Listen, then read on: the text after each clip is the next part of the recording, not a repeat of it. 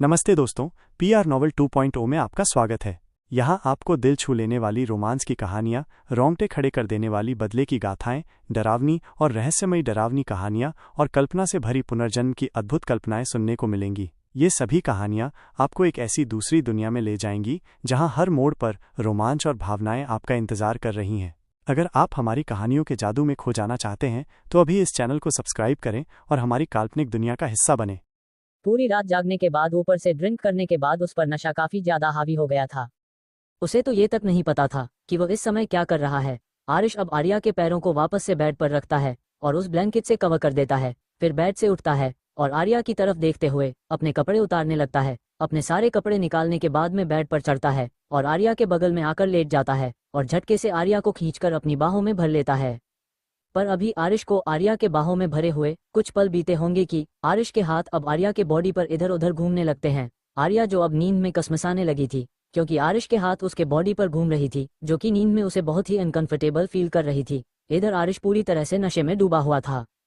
उसे होश नहीं था वह क्या कर रहा है। उसे इस समय बस जिस चीज की नीड थी वह उसे पाने में लगा हुआ था। और कुछ ही पलों में आर्या के भी कपड़े आरिश अलग करके उसे बेड से नीचे फेंक देता है। अब तक आर्या के भी नींद खुल गई थी। भला इतने अनकंफर्टेबल वे में वह कैसे सो सकती थी। वह तो दवाइयों की असर था जिसकी वजह से वह इतनी गहरी नींद में सोई थी, नहीं तो वह आरिश के उसके पैरों को टच करते ही नींद से जाग जाया करती थी। आर्या नींद से बोझिल अपनी आंखें धीरे धीरे खोलती है और उसकी आंखों के सामने आरिश का हैंडसम सा चेहरा था। पर उसकी आंखें इस समय बेहद लाल थी और उन लाल आंखों की तरह देखते हुए आर्या बार बार अपने पलके झपकाते हुए आरिश की तरफ देखने लगती हैं। और थोड़ी देर तक आरिश की तरफ कंफ्यूजन से देखने के बाद फाइनली आर्या की आंखें झटके से पूरी तरह से खुल जाती हैं, क्योंकि आर्या समझ चुकी थी कि आरिश की आंखें लाल क्यों हैं। अगले ही पर उसे आरिश के करीबी से ड्रिंक के बहुत ही तेज स्मेल आती है और उसे स्मेल को स्मेल करते ही आर्या को समझते देर नहीं लगता कि आरिश ड्रंक है। और इस बात का एहसास होते ही आर्या की आंखें हैं हैरानी और परेशानी से बड़ी हो जाती हैं और वह तुरंत ही आरिश की पकड़ से छूटने को हुई। आरिश को खुद से दूर करते हुए आर्या बोली, आप इस समय इतनी रात को हमारे कमरे में क्या कर रहे हैं और आपने ड्रिंक क्यों की है। आर्या को आरिश के ड्रंक होने की वजह से काफी ज्यादा डर लग रहा था, क्योंकि एक तो आरिश पहले ही उसकी कोई भी बातें नहीं सुनता था और ड्रंक होने के बाद तो वह बिल्कुल भी उसकी बातें सुनने को तैयार नहीं होता ना, और बिल्कुल किसी शैतान की तरह उसके ऊपर हावी हो जाया करता था। और आर्या ऐसा बिल्कुल भी नहीं चाहती थी। उसे समझ नहीं आ रहा था कि आरिश ड्रंक होने के बाद उसके कमरे में क्या कर रहा है। आर्या तुरंत बेड से उठने की कोशिश करती है, पर अगले ही पल अपने हालात का एहसास होते हैं आर्या तुरंत ही खुद को देखती है और खुद को उसे हालत में देखकर उसकी आंखें और भी हैरानी से बड़ी हो जाती है। और अब वो आरिश की तरफ देखती है, जो कि अब भी बेड पर लेटा हुआ अपने लाल नशीली आंखों से उसे ही देख रहा था। आर्या यहाँ पर रहने का बिल्कुल भी रिस्क नहीं ले सकती है। आर्या तुरंत ही ब्लैंकेट खींचती है और सीधा बाथरूम की तरफ भागती है। पर आर्या अभी बाथरूम की तरह भाग पाती, आरिश के मजबूत बाहें उसे अपने कमर पर महसूस होते हैं और आरिश की पकड़ को महसूस करते ही आर्या एकदम से अपनी जगह पर जम जाती है और आरिश की तरफ देखती है। मैं कहा ना, हमें छोड़िए आरिश, प्लीज आप होश में नहीं है, हमें जाने दीजिए। पर आर्या की किसी भी बात का आरिश के ऊपर कोई असर नहीं हो रहा था। वह तो अपने ही धुन में अपनी ही दुनिया में था। आरिश एक झटके से आर्या को अपने साथ बेड पर खींच लेता है।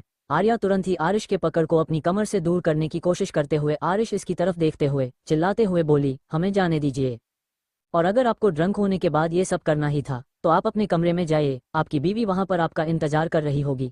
इतनी रात को किसी दूसरी औरत के कमरे में आना क्या आपको शोभा देता है। आर्या बस कैसे भी करके आरिश को अपने कमरे से बाहर निकलना चाहती थी। वह नहीं चाहती थी कि आज आरिश के नशे में होने का शिकार बने। आरिश नशे में तो उसे इंसान समझता ही नहीं था। आरिश आर्या को बेड पर लेटा चुका था और वह खुद भी उसके ऊपर आ चुका था। उसका चेहरा इस समय आर्या के बेहद करीब था और धीरे धीरे उसका चेहरा आर्या के और भी करीब होता जा रहा था और आरिश को अपने और करीब आता हुआ देखकर आर्या की घबराहट और भी ज्यादा बढ़ती जा रही थी। आर्या आरिश की पकड़ से निकलने की कोशिश कर रही थी। आरिश की पकड़ उस पर और भी ज्यादा मजबूत होती जा रही थी। आर्या अपनी बेबस नजरों से आरिश की तरफ देखती है। आज आरिश के नशे में होने का दर्द एक बार फिर से उसे ही सहना था। आर्या एक बार फिर से अपने नम आंखों से आरिश की तरफ देखती है और वह एक बार फिर से कोशिश करती है आरिश के चेहरे को खुद से दूर करते हुए बोली, आरिश प्लीज।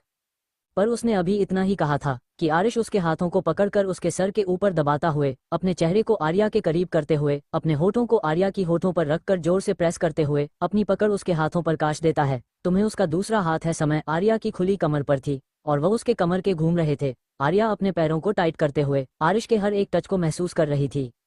उसकी आंखों में आंसू थे और वह समझ चुकी थी कि आरिश बिना अपने मन की किए हुए उसे नहीं छोड़ने वाला, और ना ही वह आरिश को खुद से दूर कर सकती है। उसके अंदर इतनी ज्यादा पावर नहीं थी कि वह आरिश की पावर के आगे टिक सकती थी। आरिश का लंबा चौड़ा शरीर उसे पूरी तरह से अपने नीचे दबा हुआ था और वह आरिश को अपने ऊपर से हिला तक नहीं पा रही थी। आरिश बहुत ही पैशनेट होकर आर्या के होठों पर किस कर रहा था, जिसकी वजह से अब आर्या को दर्द महसूस होने लगा था और वह अपने चेहरे को भी दूसरी तरफ घुमाने की कोशिश करने लगती है, पर वह ऐसा कर पाती उससे पहले ही आरिश उसके चेहरे को अपने हथेलियां में भर लेता है और उसके गालों को सहलाते हुए उसकी आंखों में देखते हुए उसके होठों पर वो अपना कहर बरसाता रहता है। आरिश आर्या में इतना ज्यादा खो चुका था कि उसे ही भी एहसास नहीं होता है कि आर्या अब अपनी सांसों के लिए छटपटाने लगी थी। लाख कोशिश करने के बाद भी आरिश की पकड़ से छूटना तो दूर, आर्या खुद की बॉडी को हिला भी नहीं पा रही थी। वह समझ चुकी थी कि वह अब खुद को आरिश की पकड़ से नहीं छुड़ा पाएंगी, इसलिए वह खुद को आरिश की बाहों में ढीला छोड़ देती है। आर्या के ढीला छोड़ते ही आरिश के पकड़ उसके ऊपर कर जाते हैं। वह उसे अपनी बाहों में भरे हुए उसकी बॉडी पर अपने निशान छोड़ना शुरू कर देता है और कुछ ही पल में आरिश पूरी तरह से आर्या को अपनी आगोश में भर लेता है और इसी के साथ कमरे में उन दोनों की ही मदहोश कर देने वाली आवाज आनी शुरू हो जाती है। पर आरिश की गहरी सांसों के साथ जो आवाज से आ रही थी उसे सुनने के बाद साथ साथ जाहिर हो रहा था कि यह आवाज से दर्द से भरी हुई थी। अगली सुबह आर्या की नींद सूरज की रोशनी चेहरे पर पड़ने की वजह से खुलता है। विंडो रात को खुला हुआ था, इसकी वजह से सूरज की रोशनी सीधा बेड पर पड़ रही थी और आर्या जी तरफ थी, वह साइड सीधा विंडो के पास ही था, जिसकी वजह से सूरज की रोशनी सीधा उसके चेहरे पर पड़ रही थी और उन रोशनी की वजह से ही आर्या की नींद टूट जाती है। आर्या अपनी आंखें खोलकर इधर उधर देखने की कोशिश करती है, पर उसे साफ से कुछ भी दिखाई नहीं दे रहा था। आर्या धीरे से अपने हाथों को हिलाती है और उसे अपने चेहरे के पास ले जाकर वह धीरे से अपनी आंखों को मलती है। उसके बाद वह धीरे धीरे अपनी आंखों को खोलना लगती है, पर जैसे जैसे उसकी नींद टूटती जा रही थी वैसे वैसे उसे एक दर्द का एहसास हो रहा था। अपने हाथों को भी अचानक से उठने के बाद आर्या को अपने हाथों में भी एक तेज दर्द महसूस हुआ था। रात भर उसके दोनों हाथ आदेश के पकड़ में थे, जिसकी वजह से उसकी कलाइयों पर आज के उंगलियों के निशान आ गए थे। आर्या की नजरें सीधा अपनी कलाइयों पर जाती हैं और उन निशानों की तरफ देखते हुए आर्या को धीरे धीरे करके रात के सारी बातें याद आने लगती है। जैसे जैसे आर्या को रात के सारी बातें याद आ रही थी, आर्या के आंखों में आंसू भरते जा रहे थे। उसने कितनी कोशिश की थी आरिश की पकड़ से निकलने की, पर वह निकल नहीं पाई थी। आर्या अब अपनी नजरें अपनी कलाइयों से हटाकर बेड की दूसरी तरफ देखती हैं, जहां पर उसे आरिश बेड पर सोया हुआ नजर आता है। आरिश इस समय पेट के बल सोया हुआ था, उसकी बस पीठ आर्या को नजर आ रही थी। उसका चेहरा भी इस समय दूसरी तरफ घुमा हुआ था। आरिश की तरफ देखकर आर्या की नजरों में सिर्फ और सिर्फ गुस्सा था, और जब तक वो गुस्सा उसकी आंखों में रहता, जाहिर सी बात है आर्या की आंखों में ये चुभता रहता। आर्या धीरे से अपनी बॉडी को हिलाते हुए उठकर बेड पर बैठने की कोशिश करती है, पर जैसे ही वह अपनी बॉडी को मूव करती है उसे एक तेज दर्द महसूस होता है, पर फिर भी आर्या उस दर्द को सहते हुए उठकर बेड पर बैठ जाती है। अपनी हालात देखते हुए उसे खुद पर ही अफसोस हो रहा था। वह ब्लैंकेट से खुद को कवर करती है और फिर एक गहरी सांस लेती है और अपने दोनों हाथों से अपने आंसुओं को साफ करते हुए 2-4 गहरी सांस लेती है, जैसे वह खुद को रिलैक्स करने की कोशिश कर रही हो। वह नहीं चाहती हो कि वह रोए।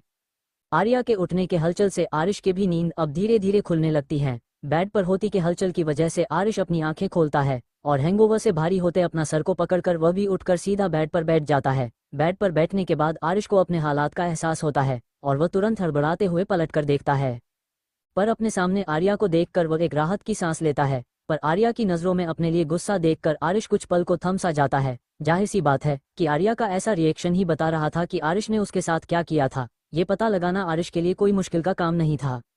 आरिश आर्या के इमोशंस को पूरी तरह से इग्नोर करते हुए अपने सर को झुकाए चुपचाप बैठ जाता है। उसके सर में इस समय बेहद तेज दर्द महसूस हो रहा था। उसे समझ में नहीं आ रहा था कि आखिर उसे इतना दर्द महसूस क्यों हो रहा है। और तो और जहां तक उसे याद था उसने कल रात ड्रिंक भी नहीं की थी, और अगर उसने ड्रिंक नहीं की थी तो फिर यह हैंगओवर किस चीज का था। आरिश अपने सर को पकड़े हुए पिछली रात के बारे में सोचने लगता है। फ्लैशबैक एक बड़े से हाल में इस समय बिजनेस पार्टियां चल रही थी और सभी अपने अपने में ही मगन थे। किसी को भी आरिश के आने की उम्मीद नहीं थी, पर अचानक से है आरिश की एंट्री बड़े से हॉल में होती है और Aarish centre of the attraction उस पार्टी का बन जाता है। सभी अब आरिश से मिलने के लिए उसके पास आने लगते हैं, पर आरिश इतना स्ट्रेट फॉरवर्ड और इतना ज्यादा गुस्सैल आदमी था कि कोई भी उससे बातें करने की हिम्मत नहीं कर पा रहा था। पर फिर भी उसमें से कुछ लोगों ने उससे बात करने की कोशिश की और वह कामयाब भी रहे। सभी आरिश से अब अपने अपने बिजनेस की बात कर रहे थे। इधर जिसने ये पार्टी ऑर्गेनाइज किया था उसे भी आरिश के आने की खुशी थी। हालांकि आरिश ऐसे किसी भी पार्टियों में अटेंड नहीं करता था, पर आज इस पार्टी में देखकर सभी मेहमान वहां के शौक थे। पर उन सबको सबसे ज्यादा खुशी इस बात की थी कि फाइनली आज काफी सालों बाद आरिश आर्यन दुनिया के सामने आया है, वरना वह तो हमेशा है कैमरा के पीछे से ही पूरे एशिया पर अपना राज करता आया था। पार्टी काफी देर तक चलती है। और वहाँ पर कपल डांस भी किए जाते हैं, पर आरिश को इन सब में कोई इंटरेस्ट नहीं था। वह बस अपने टेंशन को थोड़ा सा रिलीफ करने के लिए यहाँ पर आया था। हालांकि वह ऑफिस जाकर काम भी कर सकता था, पर इस समय उसका जैसा मूड था वह बिल्कुल भी ऑफिस में जाकर काम नहीं करना चाहता था, और वह बस अपने मन को बदलने के लिए इस पार्टी में आया था। आरिश अभी अपनी जगह पर खड़ा सॉफ्ट ड्रिंक पी रहा था, तभी उसके सामने एक वेटर आकर रुकता है और वह खुद ही ड्रिंक ऑफर करता है। आरिश को ड्रिंक चाहिए तो नहीं थी, पर उसे वेटर के सामने आ जाने पर आरिश ड्रिंक को अपने हाथों में उठा लेता है और ड्रिंक की तरफ देखते हुए उस ड्रिंक की एक सीप लेता है, पर उसे एक अजीब सा टेस्ट आता है। पर इस समय आरिश अपने ख्यालों में इतना ज्यादा खोया हुआ था कि वह उस ड्रिंक के टेस्ट की तरफ ध्यान न देते हुए उस ड्रिंक को पूरा पी जाता है, और उसे ड्रिंक के पीने के कुछ पल बाद उसे अपना सर भारी होता हुआ महसूस होने लगता है, और उसी को एहसास करते हुए वह तुरंत उसे पार्टी हॉल से निकल जाता है। उसके बाद का आज को कुछ भी याद नहीं था, वह कब घर आया, कैसे घर आया, और इस समय वह आर्या के पास क्या कर रहा है। फ्लैशबैक एंड अपने कंडीशन को देखते हुए वह इतना तो समझ गया था कि जो चीज़ कोई और उसके साथ करने की कोशिश कर रहा था वह आर्या के साथ कर चुका था। आरिश गहरी सांस लेते हुए अपने एक हाथ से अपने सर को पकड़े हुए अपना दूसरा हाथ आर्या की तरह बढ़ा देता है ताकि वह आर्या के हाथों को पकड़ सके। पर जैसे ही वह अपने हाथों को आर्या की तरह बढ़ाता है, आर्या गुस्से से उसकी तरफ देखते हुए उसके हाथों को दूर झटक देती है। आरिश का हाथ एकदम से दूसरी तरफ चला जाता है और आर्या के ऐसा करने पर आरिश अपनी हरी आंखें आर्या के ऊपर टिका देता है और वह आर्या की तरफ देखने लगता है। पर आर्या को उसके देखने से भी कोई असर नहीं हो रहा था। वह गुस्से से अब भी आरिश को उसी तरह से घूरे जा रही थी। वह भले ही कुछ बोल नहीं रही थी, पर इस समय उसकी आंखों में गुस्सा, नाराजगी, नफरत सारे इमोशन देखे जा सकते थे। और आर्या की आंखों के ऐसे इमोशन देखते ही आरिश फिर से अपना हाथ दोबारा आर्या की तरफ बढ़ता है, पर एक बार फिर से आर्या उसके हाथों को दूर झटक देती है। अब आरिश से रहा नहीं जाता है और वह एकदम से आर्या की बहन को पकड़ते हुए अपनी तरफ खींच लेता है। पर वह जैसे ही कुछ बोलने को होता है उससे पहले ही कमरे में एक तेज थप्पड़ की गूंज कमरे में गूंज उठती है। आरिश का चेहरा दूसरी तरफ झुका हुआ था। वही आर्या इस समय उबलती नजरों से आरिश की तरह से देख रही थी। उसके गुस्से के आज कोई सीमा नहीं थी। आज शायद उसके सारे हाथ पार हो चुके थे। आज उससे ये बर्दाश्त नहीं हो रहा था। वह बिल्कुल भी बर्दाश्त नहीं कर पा रही थी। आरिश किसी और औरत के साथ एक कमरे में रहता है और उसके बाद भी उसका इस तरह से उसके पास आकर उसके साथ जबरदस्ती करना आर्या को बिल्कुल भी बर्दाश्त नहीं हो रहा था। और उसे गुस्से की आग में उसने आज आरिश को पहली बार उसने आरिश को आज थप्पड़ मारा था। पर थप्पड़ मारने के बाद आर्या के हाथ एकदम से हवा में ही रह जाते हैं और वह एकदम से आरिश की तरफ देखने लगती है। उसे खुद भी समझ में नहीं आ रहा था कि उसने ऐसा रिएक्ट क्यों किया था। आर्या कुछ देर तक बारिश की तरफ देखते रहती है, फिर वह तुरंत अपने हाथ को पीछे खींचकर आरिश की तरफ देखते हुए गुस्से से बोली, हमें हाथ लगाने की कोशिश भी मत कीजिएगा। आपकी हिम्मत कैसे हुई हमारे करीब आने की? किसने आपको यह हक दिया कि आप हमें छू सकते हैं? आपने ये हक उसी दिन को दिया था जिसे आपने उसे नैना को हमारी जगह लेकर आए थे। अपने नैना को हमारी जगह दी है तो फिर कल रात मेरे पास क्यों आए थे? जबरदस्ती करने के लिए। आर्या की आंखों से अब आंसू बहने लगे थे। उसने बहुत कोशिश की थी कि वह अपने आंसुओं को रोक पाए, पर वह अपने आंसुओं को नहीं रोक पाई। उसके गुस्से के साथ साथ उसका दर्द भी अब बहने लगा था। वह आंसू भरी नजरों से आरिश की तरफ देख रही थी, जिसका चेहरा आप भी दूसरी तरफ घुमा हुआ था और उसने अपने आंखों को कसकर बंद कर रखा था। आर्या नहीं जानती थी उसके इस रिएक्शन का आरिश कैसे जवाब देगा, पर अब आर्या को जरा भी डर नहीं लग रहा था। वह अभी बेड पर बैठी हुई गुस्से और लाचारी से आरिश को घूर रही थी। हालांकि उसे एहसास हुआ था कि उसे आरिश को थप्पड़ नहीं मारना चाहिए था, और इसको थप्पड़ मारने के बाद उसके हाथ तक कांप रहे थे, जिसकी वजह से उसने खुद ही अपने हाथों की मुट्ठी बना रखी थी। पर वह इस बात को आरिश के सामने जाहिर नहीं होने दे रही थी। थोड़ी देर तक यूं ही खामोशी के बाद आरिश अपने लाल नजरों से आर्या की तरफ देखता है और अगले ही पल वो एकदम से अपना हाथ बढ़ाकर आर्या के छोटे से चेहरे को अपने हथेलियां में दबोचकर उसकी तरफ गुस्से से देखते हुए अपने दांत किटकीटते हुए बोला, बहुत ज्यादा हिम्मत आ गई है तुम्हें, तभी तुम आज इस हद तक चली गई हो। इतना कहकर आरिश अपने दूसरे हाथ को अपने सर से हटाकर आर्या की कमर पर रखता है और उसे एकदम से अपनी अपनी तरफ खींच लेता है। आरिश के ऐसा करत ही आर्या तुरंत फिसलते हुए बेड पर लेट जाती है और आर्या के लेटते ही अगले पल आरिश उसके ऊपर था और वह गुस्से से अपनी उबलते नजरों से उसकी तरफ से देख रहा था। पर आर्या के भी आंखों में आज कोई डर, कोई एहसास नजर नहीं आ रहे थे। बस था तो सिर्फ एक दर्द और एक गुस्सा। गुस्सा किस बात का यह वह समझ नहीं पा रही थी, और दर्द किस बात का वह भी आर्या समझ नहीं पा रही थी। जिस इंसान ने कभी उसे खुशियां दी ही नहीं, उससे दर्द के सिवा और किसी चीज की उम्मीद नहीं कर सकती थी, और जिस इंसान को उसकी खुशियों की परवाह नहीं थी, उसके लिए गुस्सा भी बेकार था। आर्या अभी घूरती हुई नजरों से आरिश की तरफ फिर देख रही थी। वहीं आरिश उसके चेहरे को अपनी हथेलियां में पकड़े हुए ही उसकी आंखों में गहराई से देखते हुए बोला, you dare to slap me? How dare you, after giving my place to another woman, to forcefully be physical with me? Arya बेहद गुस्से से आज उसकी आंखों में देखते हुए बोली, I tolerated all your compulsions because you were my husband, but the day you gave my rights to someone else, you have become nothing more than a stranger to me. So I ask you, how dare you force yourself on me? अभी आरिश कुछ कहता उससे पहले ही आर्या एक बार फिर से बोलता है। वही आर्या की बातें सुनकर अब आरिश का गुस्सा हद से ज्यादा बढ़ता है जा रहा था, पर आरिश कुछ करता उससे पहले ही आर्या आरिश को अपने ऊपर से धक्का देकर खुद से दूर कर देती है। आर्या के अंदर इतनी एनर्जी नहीं थी, पर पता नहीं कैसे, पर वो आरिश को खुद से दूर कर चुकी थी। उसे आरिश का अपने आसपास भी रहना उसे बहुत ही अनकंफर्टेबल कर रहा था, और उसने अपने सारी ताकत लगाकर आरिश को खुद से दूर धकेल दिया था। आरिश के सर में इसमें बेहद तेज दर्द हो रहा था, और वह खुद को संभाल नहीं पाया और बेड के दूसरी तरफ हो गया। आर्या इसी बीच तुरंत ही उठाती है और ब्लैंकेट को अपनी बॉडी पर लपेटे हुए अपने कांपते पैरों से सीधा बाथरूम के अंदर चली जाती है। इधर आरिश गुस्से से अपने दांत के पिसते हुए रह जाता है। उसके सिर में इतना तेज दर्द हो रहा था कि उसने दोबारा आर्या को पकड़ने की कोशिश भी नहीं की और उसे जाने दिया। आर्या के जाने के कुछ देर बाद तक आरिश अपने सिर को पकड़े बेड पर बैठा रहता है, और कुछ देर बाद वो बेड से उठता है और अपने कपड़े पहनकर में सीधा बाहर आता है। काकी इस समय किचन में काम कर रही थी। आरिश अपने कमरे की तरफ जाते हुए ही थोड़ी तेज आवाज में काकी से कहता है कि वो नींबू पानी और एक कप कॉफी उसके कमरे में भिजवा दे। आरिश की आवाज सुनकर काकी तुरंत ही किचन से बाहर झांक कर देखती है, और आरिश को आर्या के कमरे की तरफ से आता हुआ देखकर काकी एकदम से हैरान रह जाती है और अपने कदम आर्या के कमरे की तरफ बढ़ा देती है। पर रास्ते में ही उनके कदम रुक जब आरिश की आवाज एक बार फिर उनके कानों में पड़ती है, थोड़ा जल्दी। काकी अपना मन मारते हुए आर्या के कमरे की तरफ देखती है और आरिश की बात मानते हुए वह आरिश के लिए नींबू पानी और कॉफी बनाने लगती है। इधर आरिश अपने कमरे में आता है और वह सीधा बाथरूम के अंदर चला जाता है। बाथरूम के अंदर आकर आरिश मिरर के सामने खड़ा हो जाता है। उसने अपने दोनों हाथों को काउंटर पर रखता है। वो एक तक मिरर में खुद को ही घूर रहा था। आर्या ने इतनी तेज थप्पड़ से मारा था जिसकी वजह से आर्या की छोटी छोटी उंगलियों के निशान उसके गालों पर छप गए थे, और उस निशान की तरफ देखते हुए आरिश के दांत पीस गए थे। इधर नैना जो कि सुबह सुबह ही उठ गई थी, वो इस समय बालकनी में बैठे हुई थी, और कमरे के दरवाजा खुलने की आवाज से वह झांक कर देखती है तो आरिश को कमरे में देखकर नैना बालकनी से उठकर कमरे में आती है, पर आरिश उसे से पूरी तरह से अनदेखा करते हुए सीधा बाथरूम के अंदर चला जाता है। और आरिश के इस हरकत पर नैना बस अपनी मुट्ठी को भींचते हुए रह जाती है। वह आरिश के बाथरूम से बाहर आने का इंतजार करने लगती है, और इस इंतजार में वह रूम में ही उधर उधर टहलने शुरू कर देती है, क्योंकि उसे बेड पर बैठने की परमिशन नहीं थी, इसलिए वो बेड को हाथ भी नहीं लगा सकते थे। इधर आरिश थोड़े दिन बाद शावर लेकर बाथरूम से बाहर आता है। उसने अपनी बॉडी पर सिर्फ एक बाथरोब लपेट रखा था। उसके बालों से पानी की बूंदें गिर रही थी। उसने हॉट वाटर के शावर लिया था, जिसकी वजह से उसका चेहरे का रंग थोड़ा बदल गया था। उसकी स्क्रीन थोड़ी सी रेड हो गई थी, पर वो इस लुक में काफी ज्यादा हैंडसम और चार्मिंग लग रहा था। और उसके बाद नशीली आंखें जो कि कल रात के हैंगओवर की वजह से अब भी पूरी तरह से खुल नहीं पा रही थी। आरिश बहुत ही ज्यादा अट्रैक्टिव लग रहा था। नैना तो बस अपनी आंखें फाड़े आरिश को ही देखे जा रही थी, पर आरिश ने उसे पूरी तरह से इग्नोर कर दिया था। उसे नैना के नजरों से कोई फर्क नहीं पड़ता था।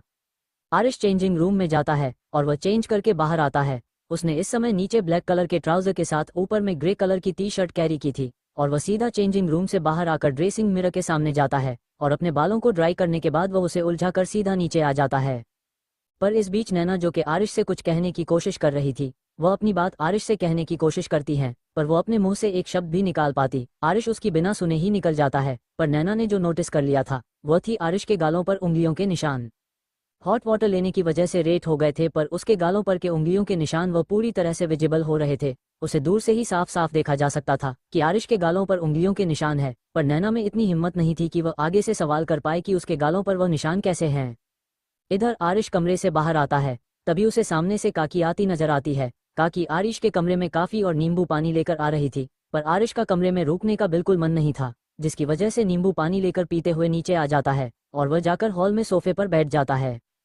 इस समय उसे बेहद गुस्सा आ रहा था, पर उसने अपने गुस्से को अपने अंदर ही दबाया हुआ था। वह नहीं चाहता था कि वह अपना गुस्सा बाहर निकाले। आरिश नींबू पानी पीने के बाद थोड़ी देर सोफे से अपना सिर टिकाकर अपनी आंखें बंद कर लेता है। वह थोड़ी देर तक खुद को रिलैक्स करना चाहता था, और थोड़ी देर बाद वह अपनी आंखें खोलता है जब उसके कानों में पायल की आवाज गूंजती है। पायल की आवाज सुनकर आरिश के जबड़े फिर से काश जाते हैं। मतलब इस लड़की ने उसके कहने के बाद भी अपने पैरों से पायल नहीं निकला था, और उसने जानबूझकर उसे गुस्सा दिलाने के लिए पायल पहनकर बाहर आई थी। आरिश अपने तिरछी नजरों से उसे तरफ देखता है जिस तरफ से यह आवाज आ रही थी। आर्या जो कि बिल्कुल नॉर्मली चलते हुए अपने कमरे से बाहर आ रही थी। उसके बाल इस समय गीले थे और उसने अपने बालों को खुला छोड़ रखा था, जिसके वजह से वो उसके कमर तक आ रहे थे। उसने इस समय रेड कलर के सिंपल से साड़ी कैरी की हुई थी, जिसमें वो बहुत ही ज्यादा खूबसूरत लग रही थी। आर्या को देखकर ऐसा बिल्कुल नहीं लगा रहा था कि कुछ देर पहले तक आर्या की क्या हालत थी। आर्या चेहरे का वो इतने दर्द में होने के बाद भी उसके चेहरे की खूबसूरती कभी फीकी नहीं पड़ती थी। आर्या चलते हुए सीधा किचन की तरफ जाने लगती है। वही आरिश जिसकी नजरें आर्या के ऊपर ही टिके हुई थी, वह बिना पल के झुकाए आर्या की तरह से देख रहा था। आर्या की जितनी तारीफ की जाए उतनी कम है, क्योंकि बस सच में इतनी ज्यादा खूबसूरत थी। आर्या काकी को हॉल में आरिश के पास खड़ा देख लिया था, पर फिर भी वह काकी की तरफ भी नहीं देखती और वह सीधा किचन में आ जाती है। आर्या के इस बिहेवियर से काकी को थोड़ा सा अजीब लगता है और वह आरिश की तरफ देखती है, पर फिर वह दोबारा पलट के किचन की तरफ देखती है जहां पर आर्या जा चुकी थी और पायलों की आवाज भी शांत हो चुकी थी। मतलब आर्या किचन में जाकर एक जगह खड़ी हो चुकी थी। पायलों की आवाज शांत होने के बाद आरिश गहरी सांस भरता है और वह काफी का मग उठा लेता है। आरिश के कॉपी लेते ही काफी तेज कदमों से चलते हुए किचन में आती हैं और वह किचन में आते ही सीधा आर्या के सर पर हाथ फेरते हुए उसकी तरफ देखते हुए बोली, क्या बात है बच्चा, आज तुम मुझे परेशान क्यों लग रही हो? क्या कुछ हुआ है? मैंने सुबह सुबह आरिश बाबा को तुम्हारे कमरे से बाहर आते हुए देखा है। क्या उन्होंने कुछ किया है या फिर उन्होंने तुमसे कुछ कहा है? काकी के सवालों को सुनकर आर्या कुछ पल खामोशी से काफी की तरफ देखती है, फिर वह अपने सर को नामे हिलाते हुए बोली, नहीं माँ, ऐसी कोई बात नहीं है, मैं ठीक हूँ। आर्ली ने अपनी बात कह तो दी थी, पर उसकी आंखों में जो नफरत और गुस्सा झलक रहा था वह काकी से छिपी नहीं थी। काकी इतना तो समझ गई थी कि जो भी बात है आर्या उन्हें बताना नहीं चाहती है, इसलिए वह कुछ भी नहीं कहती है। आर्या काकी की तरफ देखती है, फिर वह बोली, क्या आज आप मेरे साथ हॉस्पिटल चल सकती हैं? मुझे कुछ टेस्ट करवाने हैं। आर्या के सवाल पर काफी कंफ्यूजन से आर्या की तरफ देखती हैं। भला आर्या को क्या टेस्ट करवाना है? पर काकी शांति थी और आर्या जानती थी कि उसे अकेले यहाँ से जाने के परमिशन कभी नहीं मिलेगी। काकी ऐसी थी जो उसे इस पहले से बाहर ले जाने में मदद कर सकती थी, इसलिए आर्या ने काकी से यह सवाल किया था, वरना वह खुद ही अकेली चली गई होती। आर्या के सवाल के बाद काकी थोड़ी देर तक शांत रहती है, फिर वो बोली, अच्छा ठीक है, मैं स्नेहा से कह देता हूँ कि वो तुम्हारी टेस्ट की तैयारी कर दें। काकी अपनी बात कहकर धीरे से आर्या के माथे पर किस करती हैं, जिससे आर्या बस हल्के से स्माइल कर देती हैं और फिर वह दोनों ही काम पर लग जाती हैं। पर काफी पूरी तरह से अनजान थी कि आर्या के दिमाग में इस समय क्या चल रहा है। काकी नहीं जानती थी कि उसने जो हम ही भरी है उनका यह फैसला सही है या गलत, आर्या को आज बाहर ले जाना सही भी है या फिर नहीं, बस समझ नहीं पा रही थी। इधर आर्या के चेहरे पर काकी हामी भरती हैं, एक अजीब से इमोशंस आ गए थे, उसकी आंखों में एक अजीब सा चमक आ गई थी, पर वह उसे अपने चेहरे पर जाहिर नहीं होते देती है और खुद को नॉर्मल ही रखती है।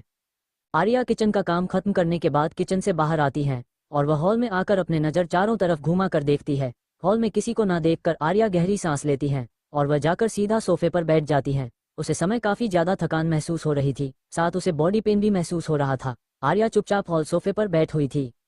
आर्या चुपचाप सोफे पर बैठे आंखें बंद किए हुए थी, साथ उसने अपने सर को भी पीछे सोफे पर टिकाया हुआ था। इस समय अपनी आंखें बंद किए हुए कुछ गहरी सोच में डूबी हुई थी कि तभी काकी किचन से बाहर आती हैं और वह आर्या को इस तरह से अकेले सोफे पर बैठा हुआ देखकर अपने कदम सीधा आर्या की तरह बढ़ा देती है। काकी आर्या के पास आकर आर्या की तरफ देखते हुए धीरे से बोली, क्या हुआ बच्चे, क्या तुम्हारी तबीयत ठीक नहीं लग रही है? काकी के सवाल पर आर्या तुरंत ही अपनी आंखें खोल लेती है और सामने खड़ी काकी की तरफ देखने लगती है। काकी को शांति से अपने सामने खड़ा हुआ देखकर अपने सर को नामे हिलाते हुए बोली, नहीं माँ, ऐसी कोई बात नहीं है, मैं बस अकेली बैठी हुई थी, इसलिए मैंने अपनी आंखें बंद कर रखी थी। आइए ना बैठिए। आर्या काकी को भी अपने बगल में बैठने का इशारा करती है। काकी आर्या की तरह देखकर हल्के से मुस्कुराती है, फिर वो उसके बगल में ही बैठकर उसके छोटे से हाथों को अपने हाथों में लेकर धीरे धीरे उसके हाथों पर सहलाते हुए उसके छोटे से चेहरे की तरफ देखती हैं। फिर थोड़ी देर की शांति के बाद बोली, मैंने आज सुबह सुबह आरिश बाबा को तुम्हारे कमरे से बाहर आते हुए देखा था। क्या वह रात को तुम्हारे कमरे में ही सोए थे? क्या उन्होंने कुछ कहा है? क्या उन्होंने फिर से तुम्हारे साथ जबरदस्ती करने की? अभी काकी अपनी बात कही रही थी कि आर्या ने बीच में ही काकी को रोकते हुए बोली, आप ज्यादा सोच रही है माँ, ऐसी कोई बात नहीं है।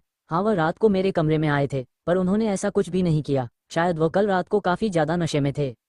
आर्या काकी से यह बात कह तो रही थी, पर आरिश ने कल रात जो भी उसके साथ नशे की हालत में किया था वह सारी चीज आर्या की आंखों के सामने किसी सीन की तरह घूमने लगता है। आर्या कसकर अपनी आंखें बंद करके गहरी सांस लेती है और फिर वह काकी से बातें करने लगती हैं। अभी वह दोनों हॉल में बैठी हुई बातें कर ही रही थी कि तभी नैना कमरे से बाहर आती है और वह जाकर हॉल में बैठे आर्या की तरह देखने लगती है। इस समय सुबह का टाइम था। नैना के इस तरह से हॉल में आकर आर्या के सामने खड़े हो जाने पर काकी और आर्या दोनों ही नैना की तरफ देखने लगते हैं, पर नैना के चेहरे पर इस समय घमंड भरा हुआ था। आर्या की तरह देखते हुए नैना बोली, क्या तुम इसी तरह से सोफे पर बैठे रहने वाली हो? क्या आज हमें नाश्ता मिलेगा भी या नहीं? नैना की बातों से ही उसके एरोगेंट उसका पता चल रहा था। आर्या नैना की बातें सुनकर ऐसे उसे देखती हैं जैसे उसे कुछ सुनाई ही ना दिया हो, और आर्या के रिएक्शन को नैना बखूबी भी समझ रही थी, पर वह इस तरह से अनजान बनती है जैसे उसने आर्या रिएक्शन को नोटिस ही नहीं किया। नैना दोबारा कुछ भी आर्या से कुछ कहती उससे पहले ही पीछे से एक भारी आवाज नैना और आर्या दोनों के ही कानों में पड़ती है। यहाँ पर क्या हो रहा है? इस आवाज को सुनकर सभी उसे दिशा में देखने लगते हैं, जहां पर आरिश अपने दोनों हाथों को अपने पॉकेट में डाले हुए अपने शांत नजरों से उन दोनों की तरह भी देख रहा था। आरिश को हॉल में देखकर तो जैसे नैना के होश ही उड़ गए थे।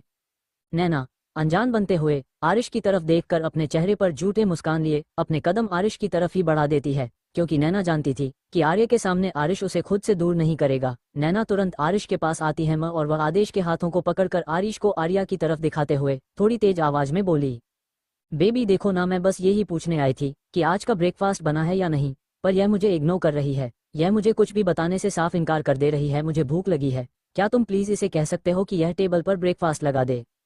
तुम तो जानते हो ना कि मैं भूख ही नहीं रह सकती, मुझसे भूख बर्दाश्त नहीं होता है। प्लीज इसे कहो ना कि यह जल्दी से खाना लगाए। नैना आरिश के हाथों को पकड़कर उसके हाथों को हिलाते हुए बहुत ही मासूमियत के साथ आरिश से कहती है। वही बारिश के जबड़े कसे हुए थे और वह अपनी घूरती हुई नजरों से नैना की तरफ से देख रहा था, जिससे उसे पकड़ रखा था। आरिश बिल्कुल भी नहीं चाहता था कि नैना उसे हाथ भी लगाए, पर वह इस समय नैना के हाथों को खुद से दूर भी नहीं कर सकता था। इसलिए वह झूठी स्माइल करता है और नैना की तरफ देखकर अपने दांत पीसते हुए बहुत ही धीमी आवाज में बोला, आज जो गलती की है तुमने, दोबारा वह गलती होनी नहीं चाहिए। आज छोड़ रहा हूं लेकिन अगली बार नहीं छोड़ूंगा। ये कहकर आरिश अपने हाथों को खींच लेता है। वही आरिश की धमकी सुनकर तो जैसे नैना की धड़कने ही थम गई थी, पर वो उस डर को अपने चेहरे पर नहीं आने देती है। वही आर्या जो कि बिना किसी इमोशन के सामने देख रही थी। नैना को इस तरह से आरिश से चिपकता देखकर आर्या खुद पर ही हंस रही थी। जो प्यार उसे 3 सालों में नहीं मिला वो किसी और को 3 दिनों में मिल गया।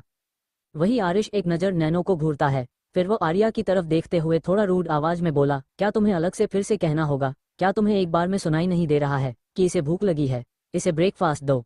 इतना बोल आरिश अपने कदम डाइनिंग एरिया की तरफ बढ़ा देता है और वह डाइनिंग एरिया में आकर अपने चेयर पर बैठ जाता है।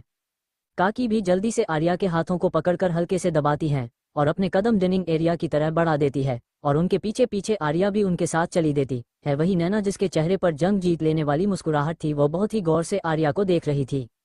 आर्या के चेहरे के एक्सप्रेशन ही बता रहे थे कि नैना का इस तरह से आरिश हाथ पकड़ना उसे बिल्कुल भी पसंद नहीं आया था और यह सोच सोच कर ही नैना के चेहरे से स्माइल जाने का नाम ही नहीं ले रही थी।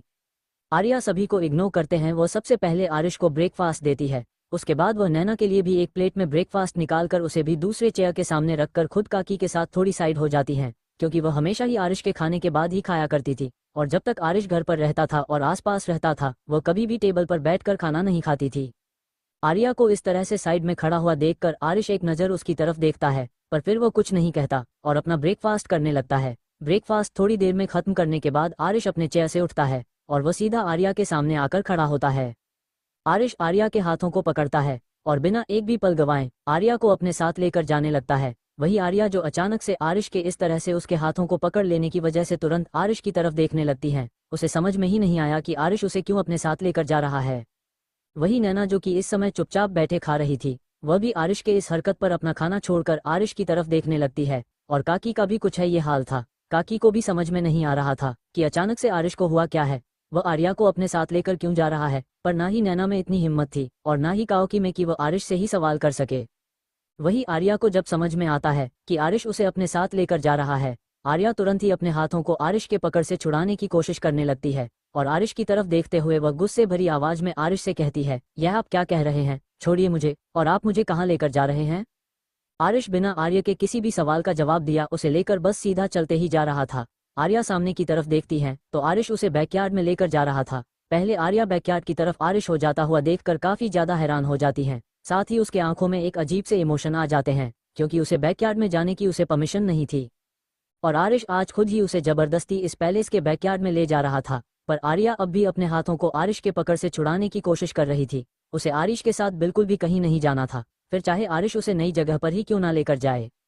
आर्या काफी ज्यादा कोशिश करती है पर फिर भी आरिश की पकड़ से खुद को आजाद करवाने में नाकामयाब ही रहती है। वही आरिश आर्या को लेकर बैकयार्ड में आता है और झटके से खींचते हुए उसे मिरर की डोर से लगा देता है। आर्या एकदम से हड़बड़ाते हुए आरिश की तरफ देखते लगती है। अचानक से आरिश के इस रिएक्शन पर आर्या काफी ज्यादा घबरा गई थी। आर्या की नजरें अब आरिश की आंखों में देखने लगती हैं। वही आरिश की आंखें इस समय बिल्कुल किसी साथ झील की तरह साफ दिख रही थी। उसमें ना ही कोई गुस्सा था और ना ही कोई और इमोशनल से नजर आ रहे थे, पर आज आरिश की तरफ देखते हुए उसे समझने की कोशिश कर रही थी। आरिश बिल्कुल शांत होकर आरिश को देख रही थी। वही आरिश की नजरें आर्या के छोटे से चेहरे पर ही टिकी हुई थी। आर्या को समझ नहीं आ रहा था कि आखिर आरिश उसे ऐसे क्यों देख रहा है, आखिर वो चाहता क्या है। पर आर्या कुछ समझ पाती उससे पहले उसे अपने होठों पर किसी सॉफ्ट से चीज का स्पर्श महसूस होता है। अब आर्या की आंखें बड़ी बड़ी हो जाती है जब उसे एहसास होता है कि वह सॉफ्ट सी चीज को अपने होठों पर महसूस कर रही है। वो कुछ और नहीं बल्कि आरिश के होंठ है। आरिश के होठों को अपने होठों पर महसूस करके आर्या एकदम से आरिश को खुद से दूर धक्का देने लगती है। आर्या के दोनों ही हाथ इस समय आरिश के सीने पर रखे हुए थे और वह लगातार आरिश को खुद से दूर करने की कोशिश कर रही थी, पर आर्या के हर एक कोशिश को कंट्रोल करते हुए आरिश की कमर को काफी कसकर थाम लेता है। साथ ही दूसरे हाथ से वह आर्या के छोटे छोटे हाथों को भी थम लेता है जो कि उसके सीने पर थे। आरिश के किस की वजह से अब आर्या को सांस लेने में तकलीफ होने लगी थी। आर्या बार बार आरिश को खुद से दूर करने की कोशिश कर रही थी, पर आरिश था कि वह पीछे हटने को तैयार ही नहीं हो रहा था। आर्या अब अपनी बंद होते आंखों से आरिश की तरफ देख रही थी, क्योंकि उसे अब सांस नहीं आ रही थी। उसे ऐसा लग रहा था कि जैसे यह आखिरी बार था जब आरिश उसे किस कर रहा हो। आरिश की किस समय के साथ इंटेंस और डीप होती जा रही थी। ऐसा लग रहा था आरिश इस किस के जरिए ही उसे अपने अंदर समा लेगा। जब आर्या देखते हैं कि आरिश उसे छोड़ने को तैयार नहीं हो रहा है, तब आर्या अपनी बॉडी को ढीला छोड़ देती है, क्योंकि जितने ज्यादा वह कोशिश से कर रही थी उससे कहीं ज्यादा उसे तकलीफ हो रही थी सांस लेने में, इसलिए अब वो कोशिशें को भी छोड़ देती है। आर्या की बॉडी ढीली होने पर अब आरिश धीरे धीरे अपनी किस को सॉफ्ट करना शुरू कर देता है और उसकी पकड़ भी आर्या के ऊपर ढीली होने लगती है। कुछ देर बाद आरिश पूरी तरह से आर्या से दूर हो जाता है। आरिश के छोड़ते ही आर्या एकदम से निढाल होकर आरिश के सीने पर गिर जाती है। उसका छोटा सा मुंह खुला हुआ था और वह गहरी गहरी सांस ले रही थी। इधर नैना, जो कि आरिश के पीछे पीछे ही बैकयार्ड में आई थी, वह दूर से ही इस नज़ारे को देख चुकी थी। वह देख चुके थे किस तरह से आरिश ने आर्या को अपनी बाहों में भरा हुआ था और वह किस तरह से एग्रेसिव होकर उसके करीब जाने की कोशिश कर रहा था। यहाँ तक कि आर्या के उसे दूर करने की कोशिशें के बावजूद आरिश उससे से दूर नहीं हो रहा था, बल्कि वह उसे खुद में और भी समेटता जा रहा था। और यह नज़ारा देखकर नैना की आंखों में गुस्सा छाने लगता है। वो गुस्से और नफरत से आर्या की तरफ देख रही थी। सिर्फ और सिर्फ आर्या की वजह से ही आज आरिश की जिंदगी में नैना की कोई जगह नहीं है, और नैना इस बात को कभी नहीं भूल सकती थी, और ना ही वो आर्या को इतनी आसानी से जाने देने वाली थी। अगर आर्या नहीं होती तो आरिश को कभी उसके सच का पता नहीं चलता। आरिश कभी नहीं जान पाता कि नैना का उसी के क्लासमेट के साथ अफेयर चल रहा है। आर्या के बस एक बेवकूफ़ी की वजह से आरिश को नैना और वैभव का सच पता चला था। नैना गुस्से से अपने दांत किटकिटाते हुए अपने हाथों की मुठ्ठियां कसते हुए उस तरफ गुस्से से देख रही थी। उसे रहा नहीं जा रहा था। इस तरह से आरिश और आर्या को इस करीब देखकर उसकी नफरत आर्या के लिए और भी बढ़ता जा रहा था। आरिश के बाहों में उसे देखने के बाद भी वो इस समय आरिश के पास जा नहीं सकती थी। काफी देर तक गुस्से और नफरत में उसे तरफ देखते रहने के बाद नैना गुस्से से अपने पैर पटकते हुए वहां से चली जाती है। इधर आरिश आर्या के कमर पर अपने हाथ से फेर रहा था। थोड़ी देर तक आरिश आर्या को अपनी बाहों में लिए इस तरह से वहीं पर खड़ा रहता है, पर थोड़ी देर बाद वह खुद को आर्या से दूर करता है और आर्या को सीधी खड़ी करता है। आर्या की आंखों में देखते हुए बोला, तुम्हारे ये फालतू की जिद तुम पर ही भारी पड़ेगी, इसलिए चुपचाप आज के आज ही इन पायलों को उतरो और इसे जहां से तुमने निकला वैसे वहीं पर वापस से रखो। तुम अच्छी तरह से जानती हो मुझे इसके शोर बिल्कुल पसंद नहीं है, और अगर मुझे ये दोबारा सुनाई दिए तो मैं बिल्कुल परवाह नहीं करूंगा दोबारा तुम्हारे करीब आने से, फिर चाहे तुम्हारी कंडीशन कुछ भी क्यों ना हो। इसलिए अब चुपचाप जाओ और यह पायल उतार कर आओ। इतना कहकर आरिश बैकयार्ड से मेंशन में वापस आ जाता है। इधर आर्या, जो कि अपने सीने पर हाथ रख गहरी गहरी सांस ले रही थी, गुस्से से जाते हुए आरिश की तरफ घूर कर देख रही थी, पर वो कुछ भी नहीं कह पा रही थी। थोड़ी देर तक यूं ही खड़ी गहरी गहरी सांसें लेने के बाद आर्या भी वहां से निकालकर वापस मेंशन के अंदर आ जाती है। इधर काकी ने टेबल से सारे बर्तन हटा दिए थे और वह अपने लिए और आर्या के लिए ब्रेकफास्ट निकल रही थी, और आर्या को आता हुआ देखकर काकी तुरंत अपने कदम आर्या की तरफ बढ़ा देती है। आरिश के किस के वजह से आरिता के होठों पर स्वेलिंग आ गए थे, साथ में काफी ज्यादा रेड भी नजर आ रहे थे। आर्या के फोटो की तरफ देखकर काकी अंदाजा लगा सकती थी कि आरिश और आरिता के बीच क्या हुआ होगा, पर काकी कुछ भी नहीं कहती हैं और आर्या के पास पहुंचकर आरिता के हाथों को पकड़कर उसे लेकर वापस डाइनिंग टेबल पर के पास आती हैं और वह आर्या को चेयर पर बिठाते हुए उसके सामने ब्रेकफास्ट का प्लेट रखते हुए बोली, इसे फिनिश करो, तुम्हें दवा भी खानी है। काकी की बात सुनकर आर्या भी कुछ नहीं कहती है और खामोशी से नाश्ता करने लगती है। इधर आरिश अपने कमरे में आया था, वह ऑफिस के लिए रेडी होकर अपने फोन को उठाता है और वह कमरे से बाहर जाने लगता है, पर तभी सामने से आते हुए नैना से टकरा जाती है। नैना के टकराते हैं आरिश तुरंत अपने 2 कदम पीछे ले लेता और वह घुरकर नैना की तरफ देखता है। वही नैना भी आरिश की तरह भी देख रही थी। आरिश के इस तरह से अपने कदम पीछे ले लेने की वजह से नैना एकदम से डगमगा गई थी, पर वह कहता उससे पहले ही खुद को संभाल लिया था, पर उसकी आंखों में सिर्फ और सिर्फ हैरानी ही नजर आ रही थे। आरिश, जो कि आर्या से इतनी नफरत करता था, वो कभी भी आर्या को गिरने नहीं देता था, और यहाँ नैना को उसने गिरने छोड़ दिया था। एक वक्त था जब आरिश और नैना के रिश्तों के मिसालें लोग एक दूसरे को दिया करते थे, कैसे दोनों के बीच अंडरस्टैंडिंग हुआ करते थे और कैसे हैं ये दोनों कपल के रूप में पूरे कॉलेज में फेमस थे। पर सिर्फ और सिर्फ एक वजह ने इन दोनों के रिश्तों के असलियत बदल दी थी, इन दोनों के रिश्तों की वजूद को ही खत्म कर दिया था।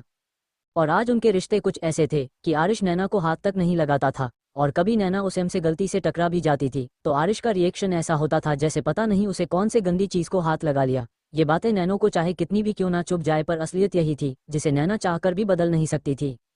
नैना अभी आरिश को इग्नोर करके जाने वाली ही थी कि तभी उसके कानों में कुछ सुनाई देता है, और वह एकदम से आगे बढ़कर आरिश की तरफ अपने हाथ बढ़ा देती है, और अगले ही पल उसके दोनों हाथ आदेश के कंधे पर होते हैं। जैसे महसूस करते ही आरिश की आंखें एकदम से लाल हो जाती हैं, और वह एकदम से उसके हाथों को झटक कर उसके चेहरे को अपने हाथों में पकड़ता है, और मजबूती से उसके दोनों गालों पर दबाते हुए उसके आंखों में देखते हुए बोला, क्या तुम्हें एक बार में मेरी बातें समझ में नहीं आ रही है?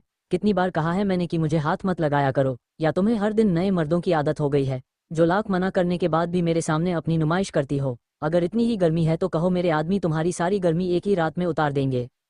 नैना को आरिश की पकड़ से बेहद दर्द महसूस हो रहा था।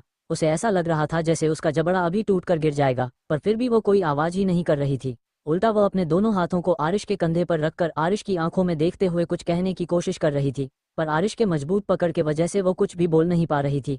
इधर आरिश नैना को कुछ भी एक का मौका ही नहीं दे रहा था, वह गुस्से से बस उसकी आंखों में घूरते जा रहा था।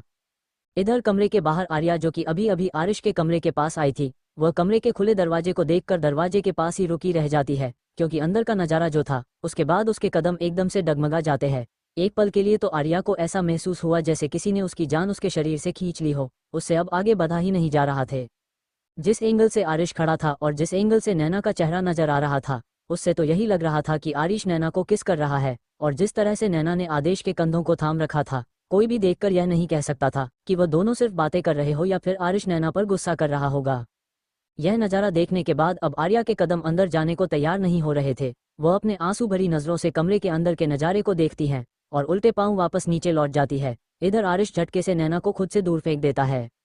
नैना खुद को संभाल नहीं पाती और जाकर सीधा सोफे पर गिरती है। सोफे पर गिरते ही उसके दर्द भरी एक चीख निकल जाती है, क्योंकि आरिश ने काफी कसकर उसके चेहरे को पकड़ा था, जिसकी वजह से उसे अब अपने चेहरे पर काफी ज्यादा दर्द महसूस हो रहा था।